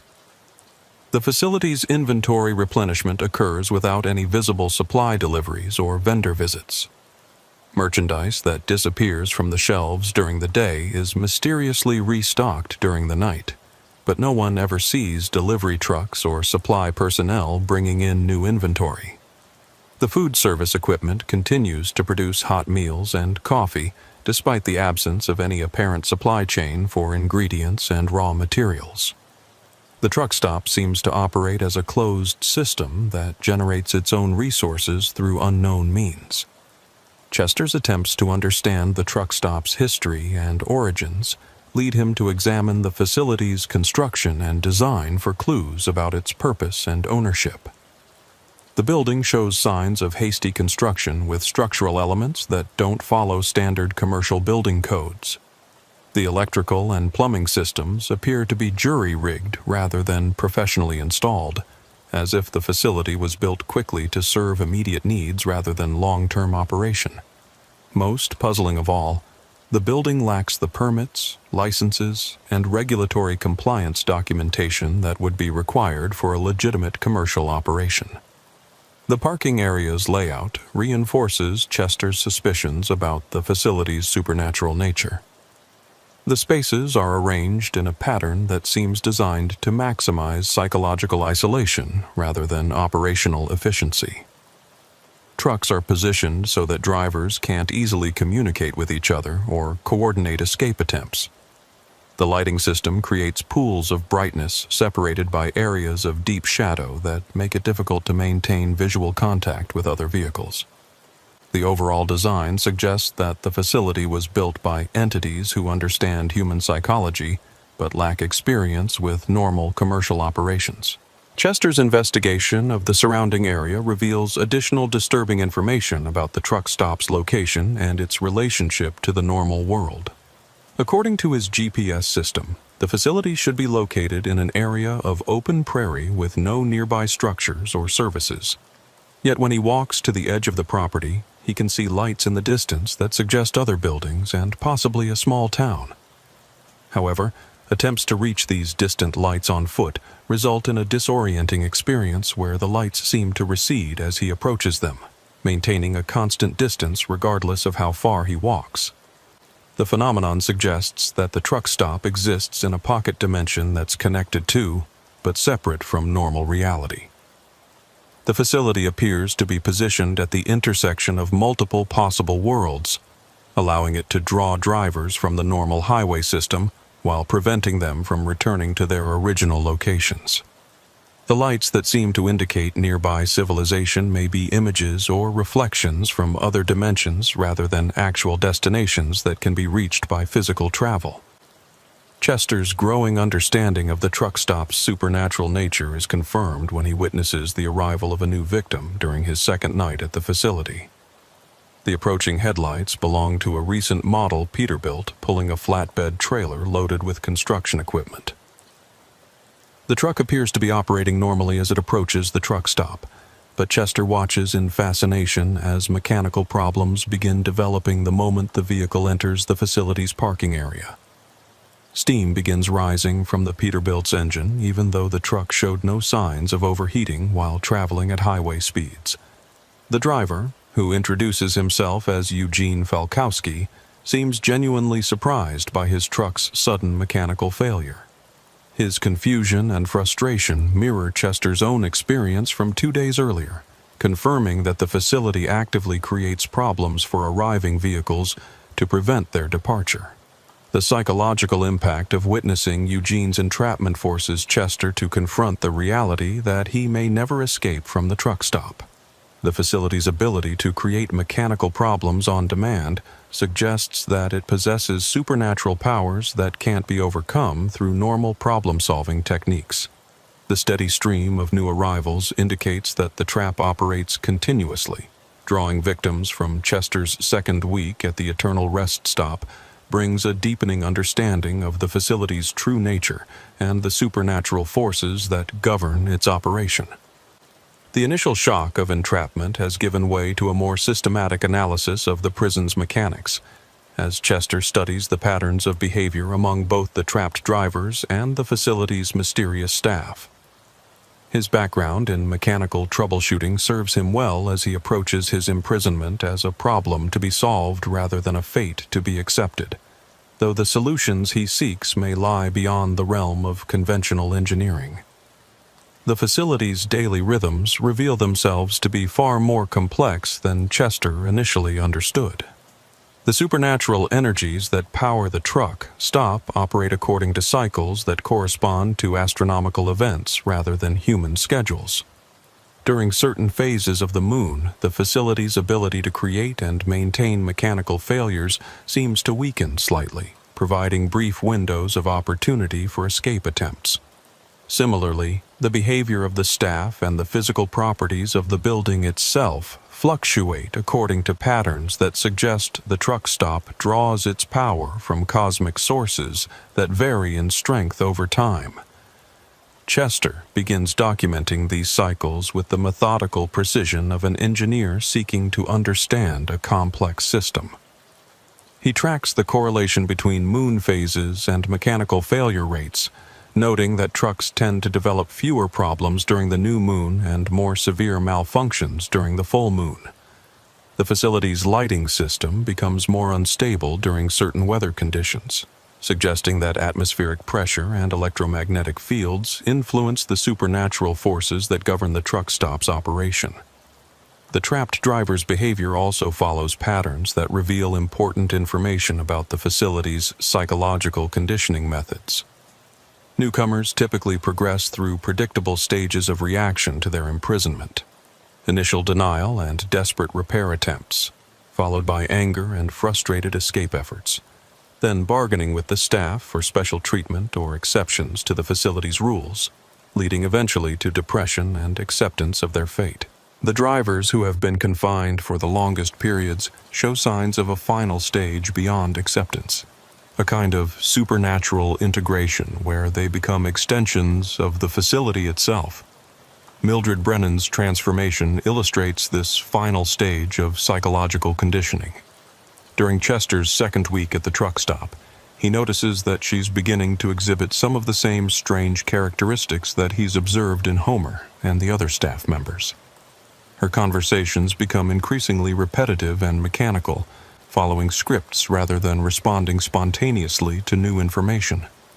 Her physical appearance starts to show subtle changes, with her skin taking on the same waxy texture that Chester has noticed in the convenience store clerk. Most disturbing of all, she begins to actively sabotage other drivers' repair attempts, ensuring that their trucks remain inoperable. The realization that long-term confinement at the truck stop leads to transformation into something inhuman provides Chester with additional motivation for escape. The facility doesn't simply imprison its victims. It gradually converts them into agents of the supernatural force that controls the operation. The friendly community of trapped drivers represents various stages of this conversion process, with the most recently arrived maintaining their humanity, while the longest-term residents have already begun their metamorphosis into supernatural entities. Chester's systematic study of the facility reveals that the truck stop's power depends on maintaining a specific population of trapped drivers. When the number of prisoners falls below a certain threshold, the facility's ability to create mechanical problems and prevent escapes becomes noticeably weaker. Conversely, an overcrowded facility seems to strain the supernatural forces that maintain the prison, leading to occasional lapses in security that allow some drivers to escape. The optimal population appears to be between 15 and 20 drivers, a number that provides enough psychic energy to fuel the facility's operations without overwhelming its capacity for control. This discovery leads Chester to develop a strategy for weakening the truck stop's defenses by encouraging simultaneous escape attempts among multiple drivers. If enough prisoners try to leave at the same time, particularly during periods when the facility's power is naturally diminished, the supernatural forces might be unable to prevent all departures. The challenge lies in coordinating such an effort among drivers who have been psychologically conditioned to accept their imprisonment and discourage others from attempting escape. The social dynamics within the truck stop community make resistance organization extremely difficult. The drivers who have been confined for longer periods actively oppose escape attempts, viewing them as threats to the stability and security of their artificial community. They've developed emotional investments in their relationships with other prisoners and their roles within the truck stop's social hierarchy. The prospect of returning to the uncertain world of highway transportation seems less attractive than maintaining their current positions of relative comfort and companionship. Chester's attempts to build support for organized resistance meet with suspicion and hostility from the veteran prisoners. Mildred and the other long-term residents accuse him of being selfish and irresponsible for wanting to abandon the community they've worked to build. They argue that life at the truck stop is superior to the stress and isolation of long-haul trucking, and they present his desire for freedom as a form of mental illness that requires treatment rather than accommodation. The psychological warfare between Chester and the facility's converted agents becomes increasingly sophisticated as both sides adapt their strategies. The supernatural forces that control the truck stop begin using the long-term prisoners as intermediaries, working through them to undermine Chester's credibility and isolate him from potential allies. Dreams and nightmares become weapons in this battle, with Chester experiencing visions that are designed to erode his determination and make imprisonment seem preferable to the uncertainties of freedom. The facility's dream manipulation reveals another dimension of its supernatural capabilities. The truck stop can access and influence the subconscious minds of its prisoners, implanting false memories and artificial desires that support the conditioning process. Chester finds himself remembering conversations with family members that never occurred, in which his loved ones express relief that he's found a safe place to live and work. These fabricated memories are so convincing that they create genuine emotional conflicts about the wisdom of seeking escape. The battle for Chester's mind intensifies when the facility begins using his own professional identity against him. The truck stop creates scenarios where his mechanical expertise is desperately needed to help other drivers, making him feel indispensable to the community's welfare. Repair projects that should take hours stretch into days as new complications arise, keeping Chester occupied and invested in the facility's operations. The psychological satisfaction of solving complex mechanical problems becomes another form of conditioning that makes imprisonment seem preferable to freedom. Chester's resistance to these psychological manipulations depends on maintaining clear memories of his life before the truck stop and his reasons for seeking escape. He develops mental exercises and memory techniques that help him distinguish between genuine recollections and implanted experiences. The struggle to maintain his authentic identity becomes as important as any physical escape attempt, because psychological capitulation would make physical freedom meaningless, even if it could be achieved. The arrival of new prisoners provides Chester with opportunities to observe the conditioning process from the outside and to identify potential allies before they become fully integrated into the facility's community. Each newcomer represents a brief window of opportunity when resistance remains possible, before the psychological pressure and mechanical problems erode their determination to escape. Chester learns to recognize the signs of impending capitulation and to intervene with information and encouragement that might help maintain the new prisoner's resistance. However, the facility adapts to Chester's interference by accelerating the conditioning process for new arrivals. Drivers who might have taken weeks to accept their imprisonment are now subjected to more intensive psychological pressure that breaks down their resistance within days. The supernatural forces controlling the truck stop seem to learn from Chester's tactics and develop countermeasures that make successful resistance increasingly difficult. The escalating battle between Chester and the truck stop's supernatural forces reaches a critical point when he realizes that the facility has begun targeting him specifically for conversion into one of its agents. The mechanical problems with his truck become more severe and personal, as if the facility is trying to break his professional identity by destroying his competence as a driver and mechanic. The psychological pressure intensifies as well, with dreams and visions that attack his most fundamental beliefs about himself and his relationships with others. Chester understands that he's reached a point where further delay will make escape impossible. The facility's conditioning effects are cumulative and irreversible beyond a certain threshold, and he can feel himself beginning to experience the same psychological changes that have affected the long-term prisoners. His thoughts are becoming more mechanical and repetitive. His emotional responses are dulling, and his motivation for escape is weakening despite his rational understanding of the situation. The final phase of Chester's imprisonment brings a desperate race against time as he struggles to maintain his humanity while seeking a way to break free from the truck stop's supernatural control.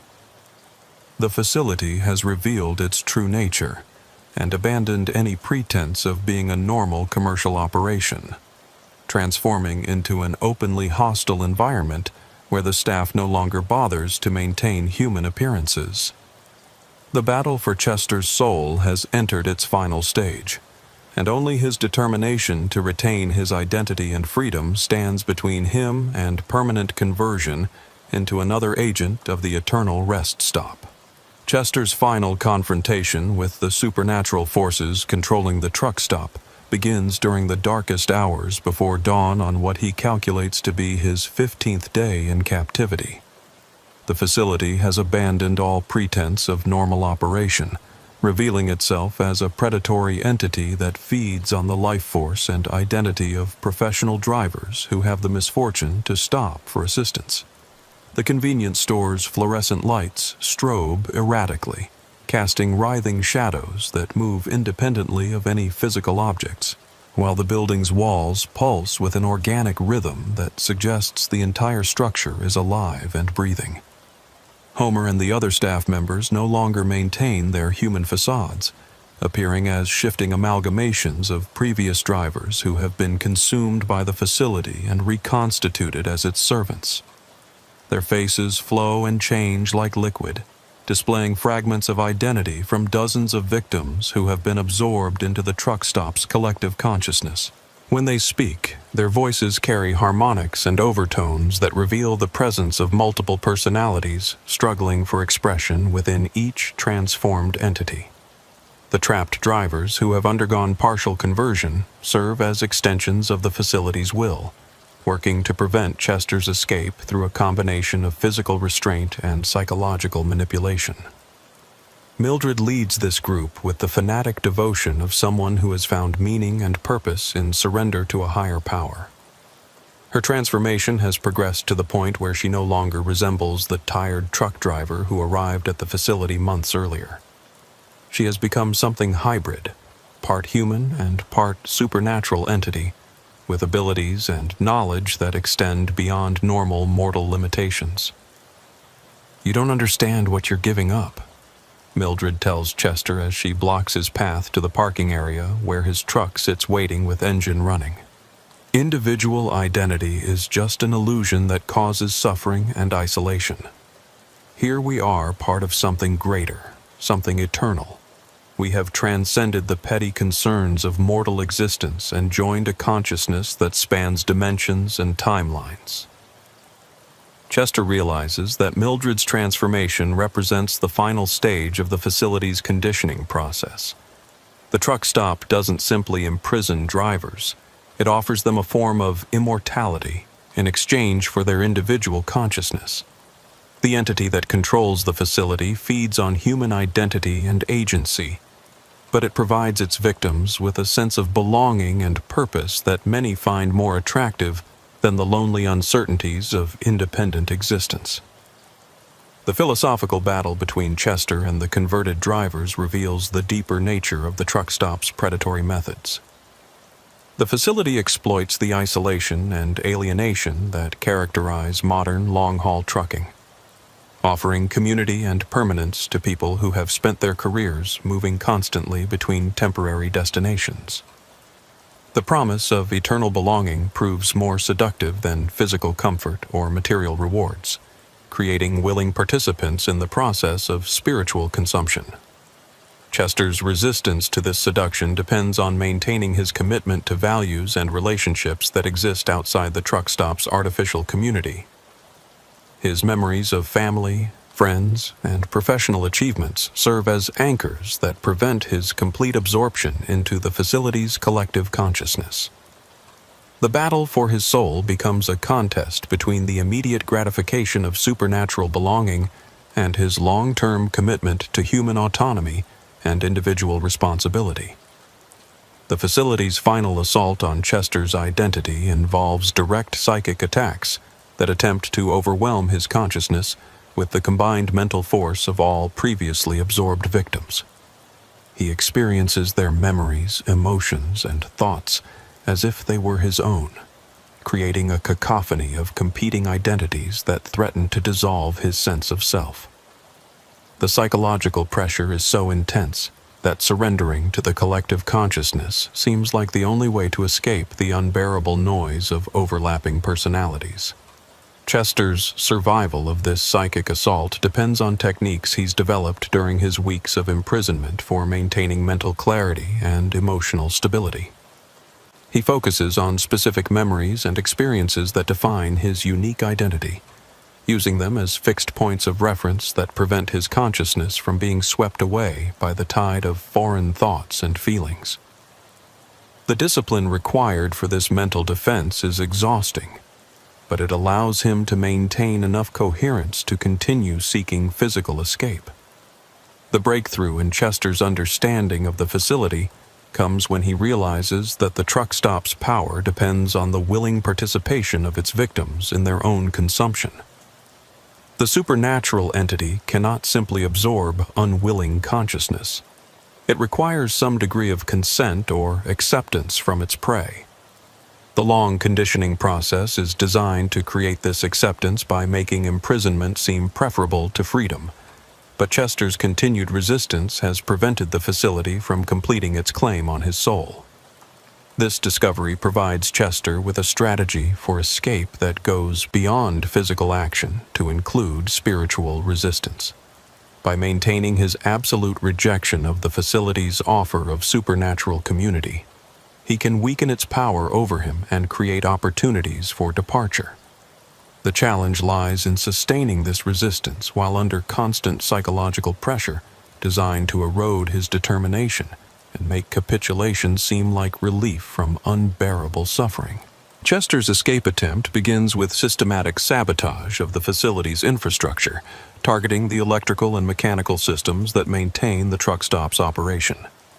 His background in diesel mechanics serves him well as he identifies vulnerabilities in the building's power grid and communication systems. By creating cascading failures in the facility's technology, he hopes to disrupt the supernatural forces that depend on these systems for maintaining their control over the physical environment. The facility responds to Chester's sabotage with increasingly desperate attempts to prevent his departure. The building itself becomes actively hostile, with doors that refuse to open, hallways that change configuration to prevent navigation, and floors that shift and buckle to impede movement. The converted staff and prisoners pursue Chester through the maze-like interior, their inhuman abilities allowing them to phase through solid barriers and appear in locations where they should not be able to reach. The chase through the supernatural truck stop reveals the full extent of the facility's otherworldly nature. Rooms expand and contract like living organs, walls breathe with visible rhythm, and the boundary between interior and exterior space becomes fluid and changeable. The building exists in multiple dimensions simultaneously, allowing the entity that controls it to manipulate space and time in ways that defy normal physical laws. Chester's mechanical knowledge becomes his salvation as he reaches his truck and discovers that the facility's supernatural interference with electronic systems has limits. While the entity can create mechanical failures and electrical malfunctions, it cannot completely override the basic physical principles that govern internal combustion engines. By bypassing the electronic control systems and operating his truck through purely mechanical means, Chester can reduce the facility's ability to prevent his departure. The final moments of Chester's escape involve a desperate race across the truck stop's parking area as the facility marshals all its supernatural power to prevent his departure. The pavement beneath his truck becomes soft and yielding, attempting to trap his wheels in supernatural quicksand. The air itself seems to thicken and resist his truck's forward motion, creating atmospheric pressure that his engine struggles to overcome. The other trapped drivers, now revealed as partially transformed hybrid entities, emerge from the building in pursuit of Chester's escaping truck. They move with inhuman speed and coordination, their bodies stretching and distorting as they attempt to reach his vehicle. Their faces display the desperate hunger of beings who understand that Chester's successful escape will weaken the collective consciousness they have joined, diminishing their own supernatural existence. Chester's truck finally breaks free from the facility's influence as he crosses some invisible boundary that marks the limits of the supernatural entity's power. The otherworldly truck stop immediately begins to fade and dissolve behind him, revealing itself to have been a temporary manifestation rather than a permanent structure. The building, the parking area, and even the other trapped drivers vanish like mirages, leaving only empty prairie under the pre-dawn sky. The return to normal reality is so abrupt and complete that Chester begins to question whether his experiences at the truck stop actually occurred or were elaborate hallucinations brought on by carbon monoxide poisoning or extreme fatigue. His truck's electronic systems show no record of the extended stop, and his GPS indicates that he has been traveling continuously along Interstate 80 without any significant delays. The cargo he was hauling remains secure and undamaged, as if no time has passed since his initial mechanical problems developed. However, the psychological changes Chester has undergone during his imprisonment provide evidence that his experiences were real rather than imaginary. His understanding of human nature and the dangers of isolation has been fundamentally altered by his encounter with the supernatural entity that preys on professional drivers. He has gained insights into the spiritual dimensions of highway travel that will influence his approach to trucking for the rest of his career. Chester's successful escape from the eternal rest stop leaves him with knowledge that he struggles to communicate to other drivers or to authorities who might be able to warn future victims. The facility's ability to appear and disappear according to the needs of its supernatural controller means that investigations will find no evidence of its existence. The entity has learned from Chester's resistance and will modify its tactics to prevent similar escapes in the future. The experience has taught Chester that the highways are populated by predatory forces that exploit the vulnerabilities of travelers who depend on roadside facilities for assistance and support. The isolation and independence that characterize professional trucking create ideal conditions for supernatural entities that seek to harvest human consciousness and identity. The battle between individual autonomy and collective absorption continues along America's highways, with truck drivers serving as unwitting soldiers in a war between competing definitions of existence and meaning. As Chester completes his delivery and returns to his normal routine, He carries with him the knowledge that freedom requires constant vigilance against forces that would trade spiritual autonomy for the illusion of security and belonging. The eternal rest stop represents one example of the supernatural snares that await travelers who are unprepared for the hidden dangers of the road, and Chester's escape has equipped him with the spiritual tools necessary to resist similar temptations in the future. Floyd's CB radio had been silent for hours when the first transmission crackled to life at exactly 4:17 a.m., pulling him from the meditative trance that often accompanied long stretches of night driving across New York's empty highways. The voice that emerged from his speaker was clear and professional, with the practiced cadence of someone who'd spent years communicating over CB radio channels. But there was something about the transmission that immediately caught Floyd's attention and made him reach for his microphone with a sense of unease he couldn't quite explain. Floyd Garrison had been hauling freight across the northeastern United States for 19 years, building his reputation as one of the most reliable independent operators in the region through a combination of mechanical expertise, route knowledge, and communication skills that made him a favorite among both shippers and fellow drivers. His 2016 Kenworth T680 was equipped with a high-quality CB radio system that he'd modified and upgraded over the years to provide maximum range and clarity, allowing him to maintain contact with other drivers across distances that standard equipment couldn't reach. The transmission that broke the pre-dawn silence was unlike anything Floyd had heard during nearly 2 decades of highway communication. The voice identified itself as northbound on 87, mile marker 73, but Floyd's own GPS showed him traveling southbound on Interstate 87 near that exact location, and his mirrors revealed no other trucks in either direction for miles. The speaker continued with a detailed traffic report that described accidents, construction delays, and road conditions with the kind of specific accuracy that could only come from direct observation. Yet the information contradicted everything Floyd could see through his windshield. "Heavy fog developing south of Albany," the mysterious voice reported. "Visibility dropping to maybe 50 feet in some spots. You southbound drivers better slow it down and watch for brake lights. I'm seeing a lot of four-wheelers getting bunched up and not maintaining safe following distance." Floyd checked his mirrors again and confirmed that the highway behind him was clear and dry, with visibility extending for miles in both directions under a star-filled sky. The weather conditions described in the transmission bore no resemblance to the actual environmental conditions he was experiencing. Yet the voice spoke with the confidence and authority of someone reporting first-hand observations.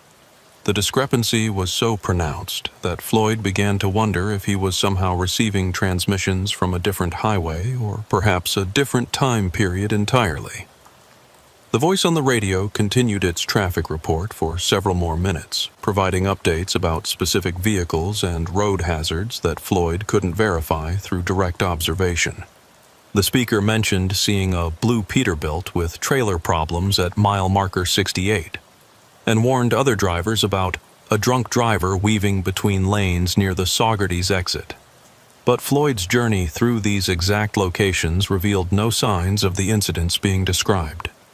The highway remained empty and peaceful, contradicting the busy, hazardous conditions portrayed in the CB transmissions. Floyd's growing confusion about the phantom traffic reports prompted him to key his microphone and attempt to establish contact with the mysterious broadcaster. His years of CB radio experience had taught him the importance of verifying information before acting on it, and the contradictions between the reported conditions and his actual observations demanded investigation. "Northbound truck at mile marker 73. This is southbound Floyd at your same location. I'm not seeing any of the fog or traffic you're describing. What's your 20, good buddy?" The response came immediately, but it only deepened Floyd's confusion about the situation. The voice acknowledged his transmission with professional courtesy, providing a truck description and company affiliation that sounded legitimate. But when Floyd looked around for any vehicle matching the description, he found only empty highway stretching in both directions. The phantom broadcaster seemed to exist in the same physical space that Floyd occupied, yet somehow remained completely invisible to direct observation. "I'm running a white Freightliner Cascadia for tri-state transport," the voice replied. "Been watching you in my mirrors for the past few miles. You're maintaining good following distance, but you might want to start slowing down for this fog bank that's coming up fast." Floyd's speedometer showed him traveling at a steady 65 miles per hour, and his radar detector confirmed that no other vehicles were operating in his immediate vicinity. The tri-state transport company mentioned by the phantom broadcaster was familiar to Floyd. He'd seen their trucks many times over the years, but none were visible on the highway despite the speaker's claim to have been watching Floyd's truck for an extended period. The impossibility of the situation was becoming undeniable, forcing Floyd to confront the possibility that he was receiving transmissions from someone or something that existed outside normal physical reality. The phenomenon intensified as Floyd continued his southbound journey, with additional voices joining the Phantom Traffic Report Network to provide updates and warnings about road conditions that contradicted Floyd's direct observations. The transmissions were remarkably detailed and consistent, describing a version of Interstate 87 that was populated with heavy traffic, dangerous weather, and multiple accidents requiring emergency response. The Phantom drivers communicated with each other using proper CB radio protocols and terminology, discussing fuel stops, delivery schedules, and mechanical problems with the casual familiarity of professional colleagues. What made the transmissions particularly unsettling was their interactive nature. The Phantom drivers seemed aware of Floyd's presence and occasionally directed comments specifically to him, providing advice about route selection and warnings about hazards that didn't exist in his version of reality. They spoke as if they could see his truck and monitor his driving, yet Floyd's careful observation of his surroundings revealed no evidence of other vehicles or the dangerous conditions being described on the radio. The psychological impact of receiving detailed, consistent misinformation about his immediate environment began to affect Floyd's confidence in his own perceptions. The Phantom drivers spoke with such authority and conviction that he found himself second-guessing his visual observations and wondering if he might be missing important details about road conditions ahead. The experience created a form of cognitive dissonance, where his CB radio and his eyes provided completely contradictory information about the same stretch of highway. Floyd's attempt to make sense of the phantom transmissions led him to consider various rational explanations for the phenomenon. He wondered if atmospheric conditions might be causing him to receive CB radio signals from distant locations, creating the illusion of local traffic that was actually occurring hundreds of miles away. He checked his radio settings and antenna connections, looking for technical problems that might explain the mysterious broadcasts, but his equipment appeared to be functioning normally. The possibility of mechanical malfunction seemed less likely as the phantom transmissions continued with remarkable consistency and detail. The voices described specific mile markers, exit numbers, and geographic features that corresponded exactly to Floyd's current location on Interstate 87. The information was too accurate and location-specific to be explained by random radio interference or equipment failure. Something was deliberately broadcasting false information about traffic conditions, and Floyd was apparently the intended recipient of these deceptive communications. As dawn approached and Floyd continued receiving phantom traffic reports, a new voice joined the CB radio conversation that would change his understanding of the phenomenon entirely. The speaker identified herself as Velma Patterson, claiming to be a veteran truck driver with more than 20 years of experience hauling freight across the northeastern United States.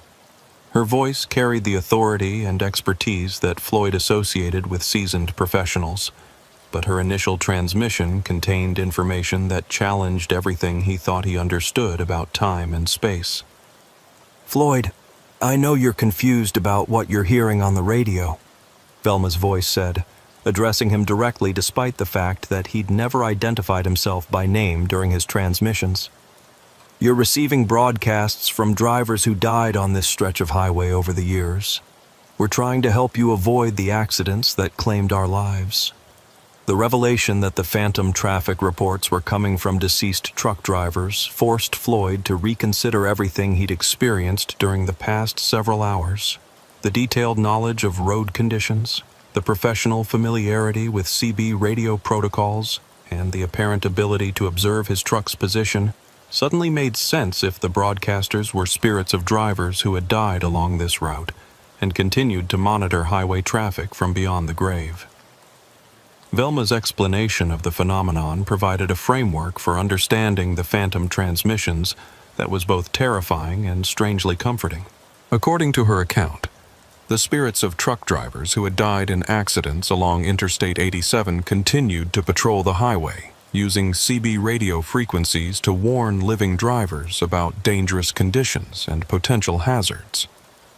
Their traffic reports described not current conditions, but rather the circumstances that had existed at the times of their own deaths, creating a temporal echo that overlaid past events onto present reality. "The fog I was warning you about killed me back in 1987, one of the phantom drivers explained when Floyd asked for more details about their situation. "Multi-car pileup just south of Albany during a sudden weather change. I've been trying to warn other drivers about that same fog bank ever since, hoping to prevent someone else from making the same mistake I made."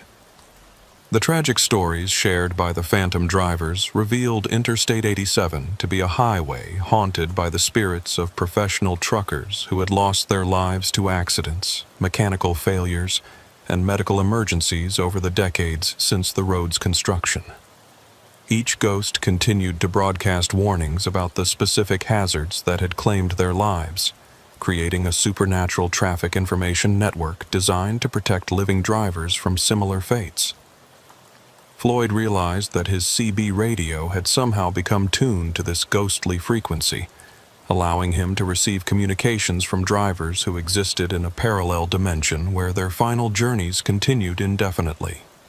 The phantom traffic reports represented their ongoing attempts to complete their professional duties, serving other drivers by providing safety information even after death had ended their earthly careers. The discovery that he was communicating with deceased truck drivers transformed Floyd's understanding of his profession and the highways he traveled. The roads that had seemed like simple transportation infrastructure were revealed to be corridors where the living and the dead intersected, with ghostly drivers continuing to serve their fellow professionals long after their physical presence had been removed from the highway system. Velma Patterson's ghostly presence on the CB radio becomes Floyd's primary source of information about the supernatural communication network that operates along Interstate 87, connecting the spirits of deceased truck drivers with living professionals who possess the sensitivity to receive their transmissions. Unlike the other phantom broadcasters who seem trapped in endless loops of repeating their final traffic reports, Velma demonstrates awareness of current conditions and the ability to engage in real-time conversation about topics that extend beyond the circumstances of her own death. According to Velma's account, she died in a jackknife accident during an ice storm in 1993, when her truck lost control on a bridge approach that had been inadequately treated with road salt. Her trailer swung sideways across multiple lanes of traffic, causing a chain reaction collision that claimed the lives of 3 other drivers and left wreckage scattered across the highway for more than a mile. The accident investigation revealed that state maintenance crews had failed to properly prepare the roadway for the forecasted weather conditions, but the administrative failures that contributed to the disaster were never acknowledged publicly or corrected systematically. Velma's spirit has spent the 31 years since her death monitoring weather conditions along Interstate 87, broadcasting warnings about ice formation and dangerous surface conditions that might cause accidents similar to the one that claimed her life. Her ghostly traffic reports focus specifically on winter driving hazards, providing detailed information about temperature variations, wind patterns, and precipitation that could create treacherous road conditions. Living drivers who receive her transmissions often report avoiding accidents during severe weather events, though most remain unaware that their safety warnings came from a deceased colleague. The supernatural communication network that Velma describes operates according to rules and limitations that reflect the circumstances of each driver's death and their level of spiritual evolution since crossing into the realm of the dead. Drivers who died suddenly in accidents often remain trapped in temporal loops, endlessly repeating their final radio transmissions and reliving the moments leading up to their fatal crashes. These spirits provide consistent but limited information, broadcasting the same warnings about specific hazards without adapting their messages to current conditions or responding to communications from living drivers. More evolved spirits like Velma have progressed beyond the compulsive repetition of their death experiences and developed the ability to observe current highway conditions, interact with living drivers, and provide real-time assistance with navigation and safety decisions. These advanced ghosts serve as mentors and guides for newly deceased drivers, helping them understand their spiritual situation and teaching them how to use CB radio frequencies to continue serving their professional community despite their physical absence from the highway system. The spiritual hierarchy among deceased truck drivers mirrors the social structure that exists within the living professional community, with veteran drivers who had extensive experience and strong reputations during their lifetimes assuming leadership roles in the ghostly communication network. These elder spirits coordinate the activities of less experienced ghosts, assign monitoring responsibilities for specific highway segments, and establish protocols for interacting with living drivers who demonstrate sensitivity to supernatural communications. Floyd's growing understanding of the Phantom CB radio network reveals that his ability to receive transmissions from deceased drivers represents a rare gift that occurs in only a small percentage of professional truckers. According to Velma, the sensitivity required for spiritual communication develops gradually over years of highway driving, emerging most strongly in drivers who have experienced near-death encounters or who possess natural psychic abilities that make them receptive to otherworldly phenomena. Floyd's 19 years of professional trucking have apparently prepared him to serve as a bridge between the living and the dead, facilitating communication that serves the safety interests of both spiritual realms. The responsibility of serving as a medium between worlds carries psychological and spiritual challenges that Floyd wasn't prepared for when his CB radio first began receiving phantom transmissions. The constant awareness of death and tragedy that pervades the ghostly communication network creates emotional stress that affects his ability to enjoy the solitary peace he'd previously found in long-distance driving. Every mile marker and bridge approach becomes a potential site of fatal accidents, and every weather change brings reminders of the hazards that have claimed the lives of his deceased colleagues. Velma's guidance helps Floyd develop coping strategies for managing the psychological impact of his supernatural communication abilities. She explains that living drivers who serve as mediums for ghostly traffic networks often experience periods of depression and anxiety as they become aware of the dangers and tragedies that surround highway transportation. The key to maintaining mental health lies in focusing on the positive aspects of the phenomenon: the lives saved through supernatural safety warnings and the comfort provided to grieving families who receive messages from deceased loved ones. The educational process that Velma provides about the spiritual dimensions of trucking includes detailed explanations of how different types of accidents create different categories of highway ghosts. Drivers who die in collisions often become trapped in loops of reliving their final moments, broadcasting emergency warnings that reflect their desperate attempts to avoid disaster.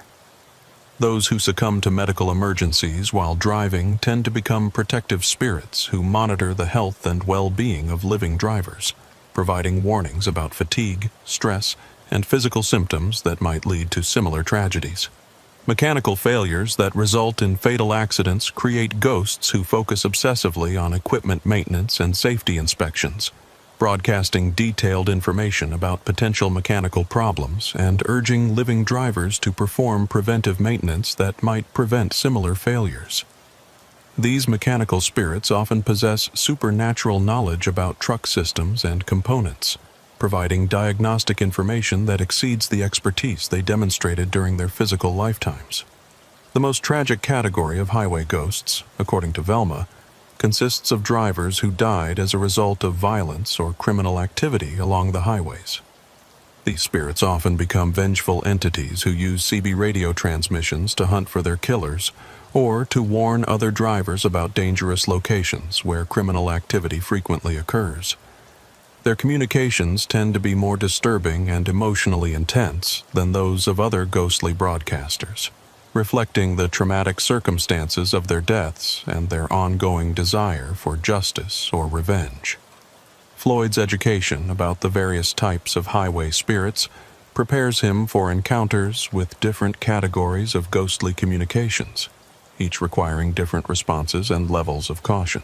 Some phantom transmissions provide helpful safety information that should be taken seriously and acted upon immediately.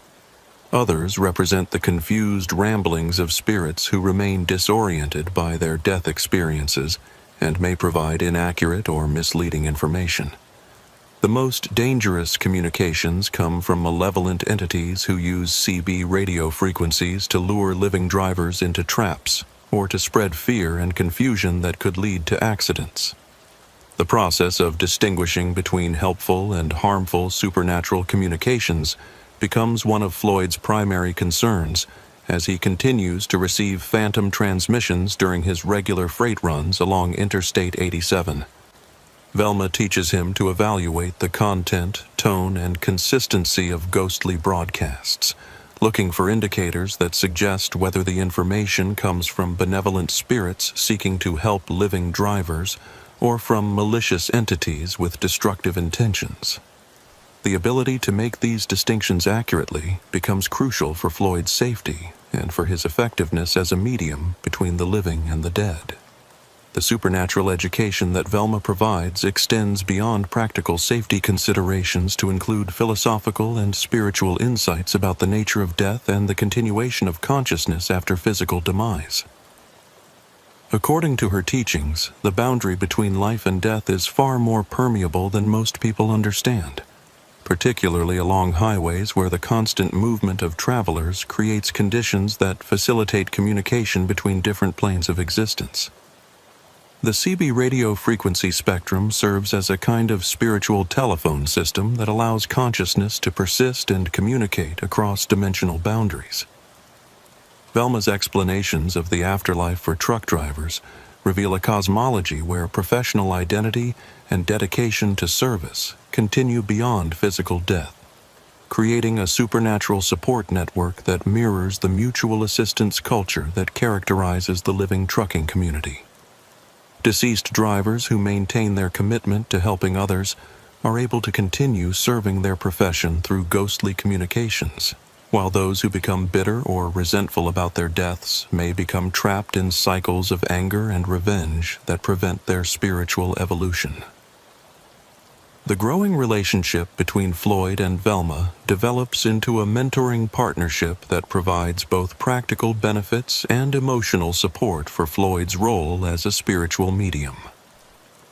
Velma's decades of experience as a highway ghost have given her insights into the supernatural aspects of trucking that no living driver could possess, and her willingness to share this knowledge helps Floyd navigate the complex world of phantom communications more safely and effectively. As Floyd becomes more comfortable with his supernatural communication abilities, he begins to understand that his role extends beyond simply receiving ghostly transmissions to include serving as an active participant in the spiritual support network that operates along America's highways. Living drivers who can communicate with deceased colleagues become valuable resources for both the living and the dead, facilitating information exchange that benefits the entire professional community and helps maintain the bonds of mutual assistance that define trucking culture. Floyd's third week of receiving phantom CB radio transmissions brings an encounter with Melvin Kowalski, a ghostly trucker whose supernatural communications reveal the darker aspects of the highway spirit network, and challenge Floyd's growing comfort with his role as a medium between the living and the dead. Melvin's spirit broadcasts from mile marker 91 on Interstate 87, where he died in 1979 when his truck was struck by a drunk driver who crossed the median during the early morning hours, creating a head-on collision that killed both men instantly and scattered debris across multiple lanes of traffic for more than half a mile. Unlike Velma Patterson's helpful traffic reports and safety warnings, Melvin's phantom transmissions carry an undertone of anger and resentment that makes them disturbing to receive and difficult to interpret accurately. His ghostly voice crackles with electronic interference that seems to increase when his emotional intensity rises, creating audio distortions that suggest his spiritual energy is less stable and controlled than that of more evolved highway ghosts. The content of his broadcasts focuses obsessively on drunk driving and impaired motorists, with detailed descriptions of suspected intoxicated drivers that often prove to be inaccurate when Floyd attempts to verify them through direct observation. Melvin's first contact with Floyd occurs during a routine southbound run, when the ghost's voice suddenly interrupts a conversation between Floyd and Velma with urgent warnings about a weaving vehicle that supposedly poses an immediate threat to traffic safety. According to Melvin's frantic transmission, a pickup truck with 2 occupants is traveling erratically in the northbound lanes, crossing lane markers and showing classic signs of driver impairment. The ghost's description includes specific details about the vehicle's color, license plate number, and the physical appearance of its occupants, information that seems impossible for a disembodied spirit to obtain through normal observation methods. Floyd's attempt to locate the dangerous vehicle described in Melvin's transmission reveals the first indication that this particular highway ghost may not be providing reliable information. Despite Melvin's insistence that the impaired driver is creating immediate hazards for other motorists, Floyd's careful observation of the northbound traffic lanes reveals only normal vehicles traveling at appropriate speeds and maintaining proper lane position. The pickup truck that Melvin describes in vivid detail is nowhere to be seen, despite the ghost's claim that it should be visible from Floyd's current position. The discrepancy between Melvin's urgent warnings and Floyd's direct observations creates confusion about how to respond to supernatural communications that may be inaccurate or deliberately misleading. Velma's explanation of the phenomenon reveals that some highway ghosts become fixated on the circumstances of their own deaths in ways that distort their perception of current road conditions. Melvin's obsession with drunk driving has apparently caused him to see impaired motorists everywhere, leading to false reports that reflect his psychological trauma rather than actual traffic hazards. The problem of unreliable, ghostly informants represents a significant challenge for Floyd's role as a spiritual medium, requiring him to develop skills for evaluating the credibility and accuracy of supernatural communications before acting on them or relaying them to other living drivers.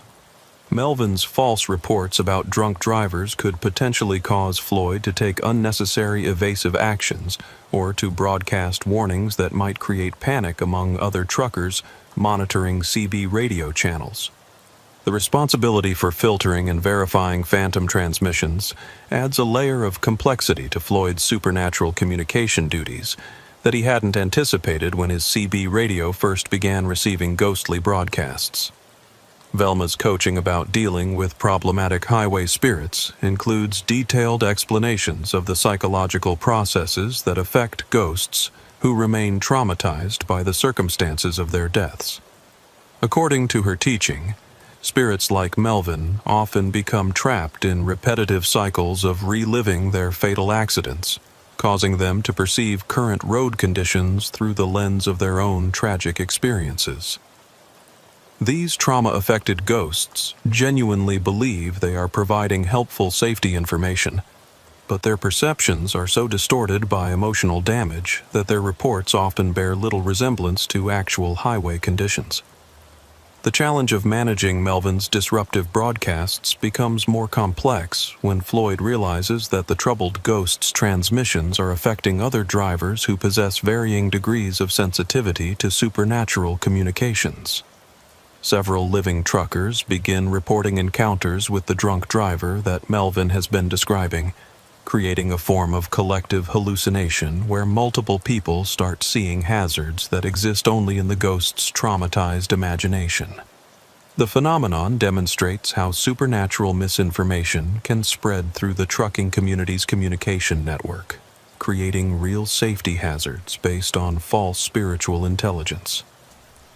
Floyd's attempts to calm Melvin's agitated broadcasts and redirect his energy toward more constructive activities meet with limited success, as the ghost's psychological fixation on drunk driving has become so deeply ingrained that it defines his entire spiritual existence. Melvin's identity as a highway ghost is built around his role as a sentinel against impaired driving, and any attempt to question the accuracy of his reports triggers defensive responses that increase the intensity of his electromagnetic interference with CB radio communications. The ghost's emotional instability creates technical problems that affect the clarity of all supernatural transmissions in his vicinity, interfering with the helpful communications provided by more reliable spiritual broadcasters. The situation with Melvin deteriorates further when Floyd discovers that the ghost has begun targeting specific living drivers with accusations of intoxication based on minor variations in their driving patterns. A trucker named Eugene Carlson becomes the focus of Melvin's attention when his truck swerves slightly to avoid road debris, triggering the ghost's suspicion that Eugene is driving under the influence of alcohol or drugs. Melvin's increasingly aggressive broadcasts about Eugene's supposed impairment begin to affect other drivers' perceptions, creating a dangerous situation where multiple truckers start treating Eugene as a hazardous driver despite his normal and professional behavior. Floyd's intervention on Eugene's behalf requires him to use his authority as a spiritual medium to challenge Melvin's accusations and defend an innocent driver from supernatural harassment. The confrontation reveals the extent to which highway ghosts can influence the perceptions and behaviors of living drivers, creating social dynamics within the trucking community that reflect the psychological states of deceased colleagues. Melvin's trauma-induced paranoia about drunk driving has the potential to spread through the spiritual communication network, affecting multiple living drivers and creating real safety hazards based on false supernatural intelligence. The conflict between Floyd and Melvin escalates when the ghost accuses Floyd himself of being corrupted or compromised in some way that prevents him from recognizing obvious signs of driver impairment. According to Melvin's increasingly paranoid worldview, Floyd's defense of Eugene and his questioning of the ghost's reports indicate that he's either failing in his duties as a spiritual medium or actively collaborating with dangerous drivers to conceal their impaired condition. The accusation forces Floyd to confront the possibility that his role as a bridge between the living and the dead might sometimes require him to oppose supernatural entities whose intentions are harmful despite their claimed desire to protect highway safety. Velma's support during Floyd's confrontation with Melvin reveals the existence of a spiritual hierarchy among highway ghosts that allows more evolved spirits to intervene when troubled entities become disruptive or dangerous. According to Velma's explanation, experienced ghosts like herself have the authority to limit or redirect the communications of spirits whose psychological problems interfere with the beneficial work of the supernatural highway safety network. The process of spiritual intervention requires careful application of ghostly authority to avoid triggering defensive reactions that might make the problematic spirit even more disruptive. The resolution of the Melvin crisis involves a coordinated effort by multiple highway ghosts to contain his disruptive broadcasts and redirect his obsessive energy toward more constructive activities. Velma organizes a group of veteran spirits to provide Melvin with therapeutic support, designed to help him process his trauma and develop more accurate perceptions of current road conditions. The intervention succeeds in reducing the intensity of Melvin's false reports, though he continues to struggle with psychological issues that occasionally cause relapses into paranoid behavior. Floyd's experience with Melvin's troubled spirit teaches him important lessons about the complexity of supernatural communication and the potential dangers of relying too heavily on ghostly informants without independent verification. The incident demonstrates that death doesn't automatically confer wisdom or reliability, and that highway ghosts can be affected by the same psychological problems that troubled them during their physical lifetimes. The responsibility for evaluating and filtering supernatural communications becomes a crucial skill for anyone who serves as a medium between the living and the dead. The aftermath of the Melvin incident brings changes to the highway ghost communication network that improve its reliability and reduce the potential for disruption by troubled spirits. Velma and the other senior ghosts implement protocols for monitoring and mentoring newly deceased drivers, helping them adapt to their spiritual condition without developing the psychological fixations that made Melvin a problematic broadcaster. The improvements in spiritual organization create a more stable and trustworthy supernatural highway safety system that better serves both living and deceased members of the trucking community. Floyd's growing expertise in managing supernatural communications leads to his recognition as a valuable resource within the highway ghost network, with spirits seeking his assistance in resolving conflicts and coordinating activities that benefit the entire community. His role as a spiritual medium evolves beyond simply receiving ghostly transmissions to include active participation in the organization and management of supernatural highway safety operations, making him a crucial link between the living and the dead in the ongoing effort to reduce accidents and save lives on America's highways. Floyd's final transformation into a master spiritual medium occurs during a crisis that tests every skill he's developed during months of communicating with highway ghosts and threatens to destroy the supernatural safety network that has evolved along Interstate 87. The emergency begins when a massive winter storm system develops over the northeastern United States, creating conditions that intensify supernatural activity while simultaneously making highway travel extremely dangerous for living drivers who lack access to otherworldly weather intelligence. The storm's approach triggers unprecedented activity among the highway ghost network, with dozens of deceased drivers attempting to broadcast warnings simultaneously, creating a cacophony of overlapping transmissions that makes individual communications nearly impossible to understand. The electromagnetic interference generated by multiple agitated spirits overwhelms CB radio frequencies, producing static and distortion that prevents effective coordination between living and dead truckers during the period when their cooperation is most desperately needed. Velma Patterson's voice cuts through the supernatural chaos with urgent appeals for Floyd to use his authority as the primary living medium to organize and coordinate the ghostly communications. According to her assessment, the approaching storm represents the most dangerous weather system to affect the region in decades, with conditions that could easily produce accidents similar to those that killed many of the highway spirits who are now trying to warn living drivers about the impending hazards. Floyd, we need you to take charge of this situation. Velma's transmission crackles through heavy static. Every ghost on this highway is trying to broadcast warnings at the same time, and nobody can hear anything useful through all the interference. You're the only one who can bring order to this chaos and make sure the living drivers get the information they need to survive this storm. The responsibility for organizing a supernatural emergency response network forces Floyd to draw upon leadership skills he'd never known he possessed, as he works to establish communication protocols that allow dozens of highway ghosts to share critical weather intelligence without creating signal interference that renders their warnings useless.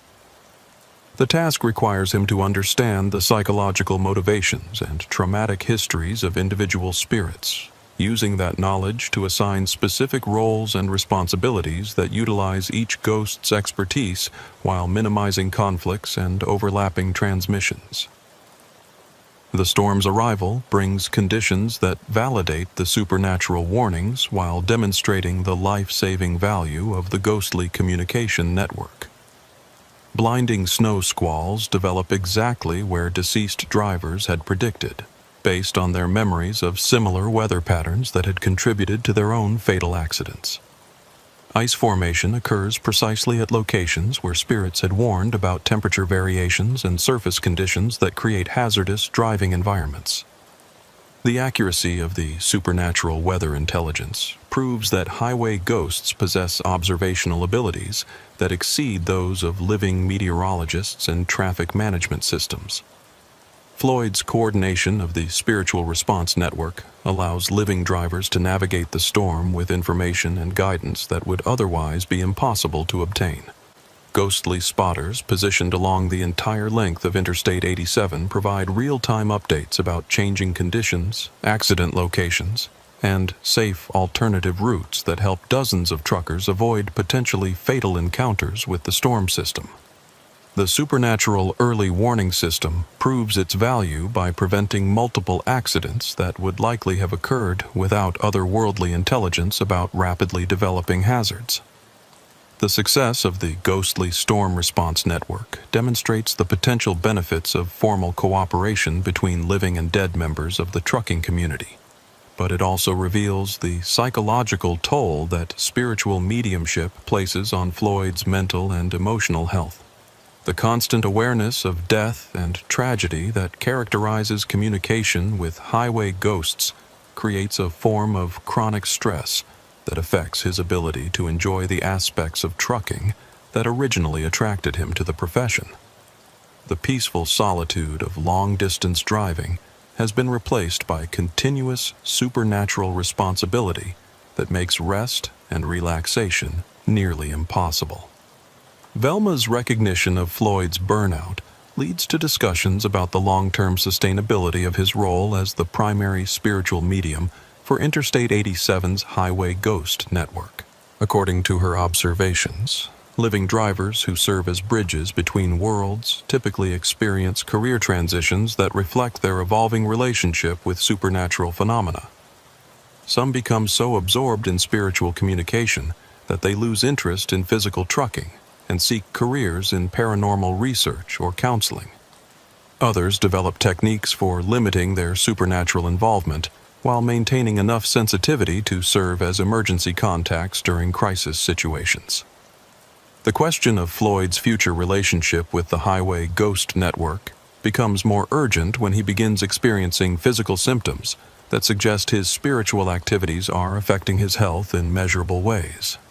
Extended periods of intense supernatural communication leave him exhausted and disoriented, with headaches and sleep disturbances that interfere with his ability to meet the physical demands of professional trucking. The electromagnetic interference generated by multiple ghostly transmissions seems to affect his nervous system in ways that create lasting fatigue and concentration problems. Floyd's growing health concerns force him to establish boundaries around his spiritual mediumship activities, limiting his availability for supernatural communications to emergency situations while maintaining enough involvement to preserve his relationships with key highway ghosts like Velma.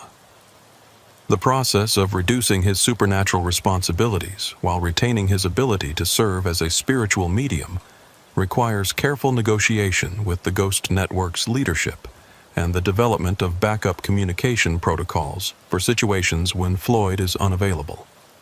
The resolution of Floyd's role within the Highway Ghost Network involves his evolution into a mentor for other living drivers who demonstrate sensitivity to supernatural communications.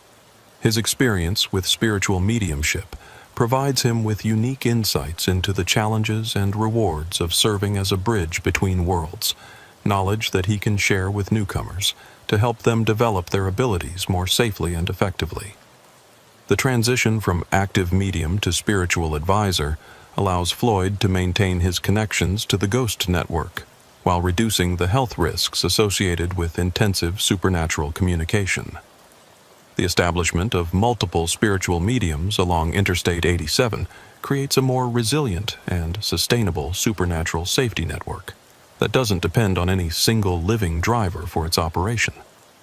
Floyd's training of backup mediums ensures that the Highway Ghost Network can continue providing valuable safety services even if individual participants become unavailable due to health problems, career changes, or other life transitions.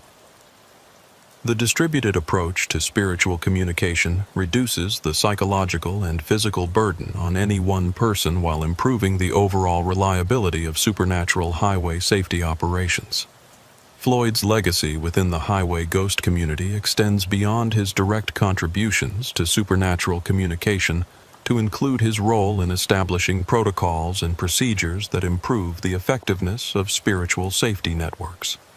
His documentation of successful mediumship techniques and his analysis of common problems faced by living drivers who communicate with highway ghosts create resources that benefit future generations of spiritual mediums and the deceased drivers they serve.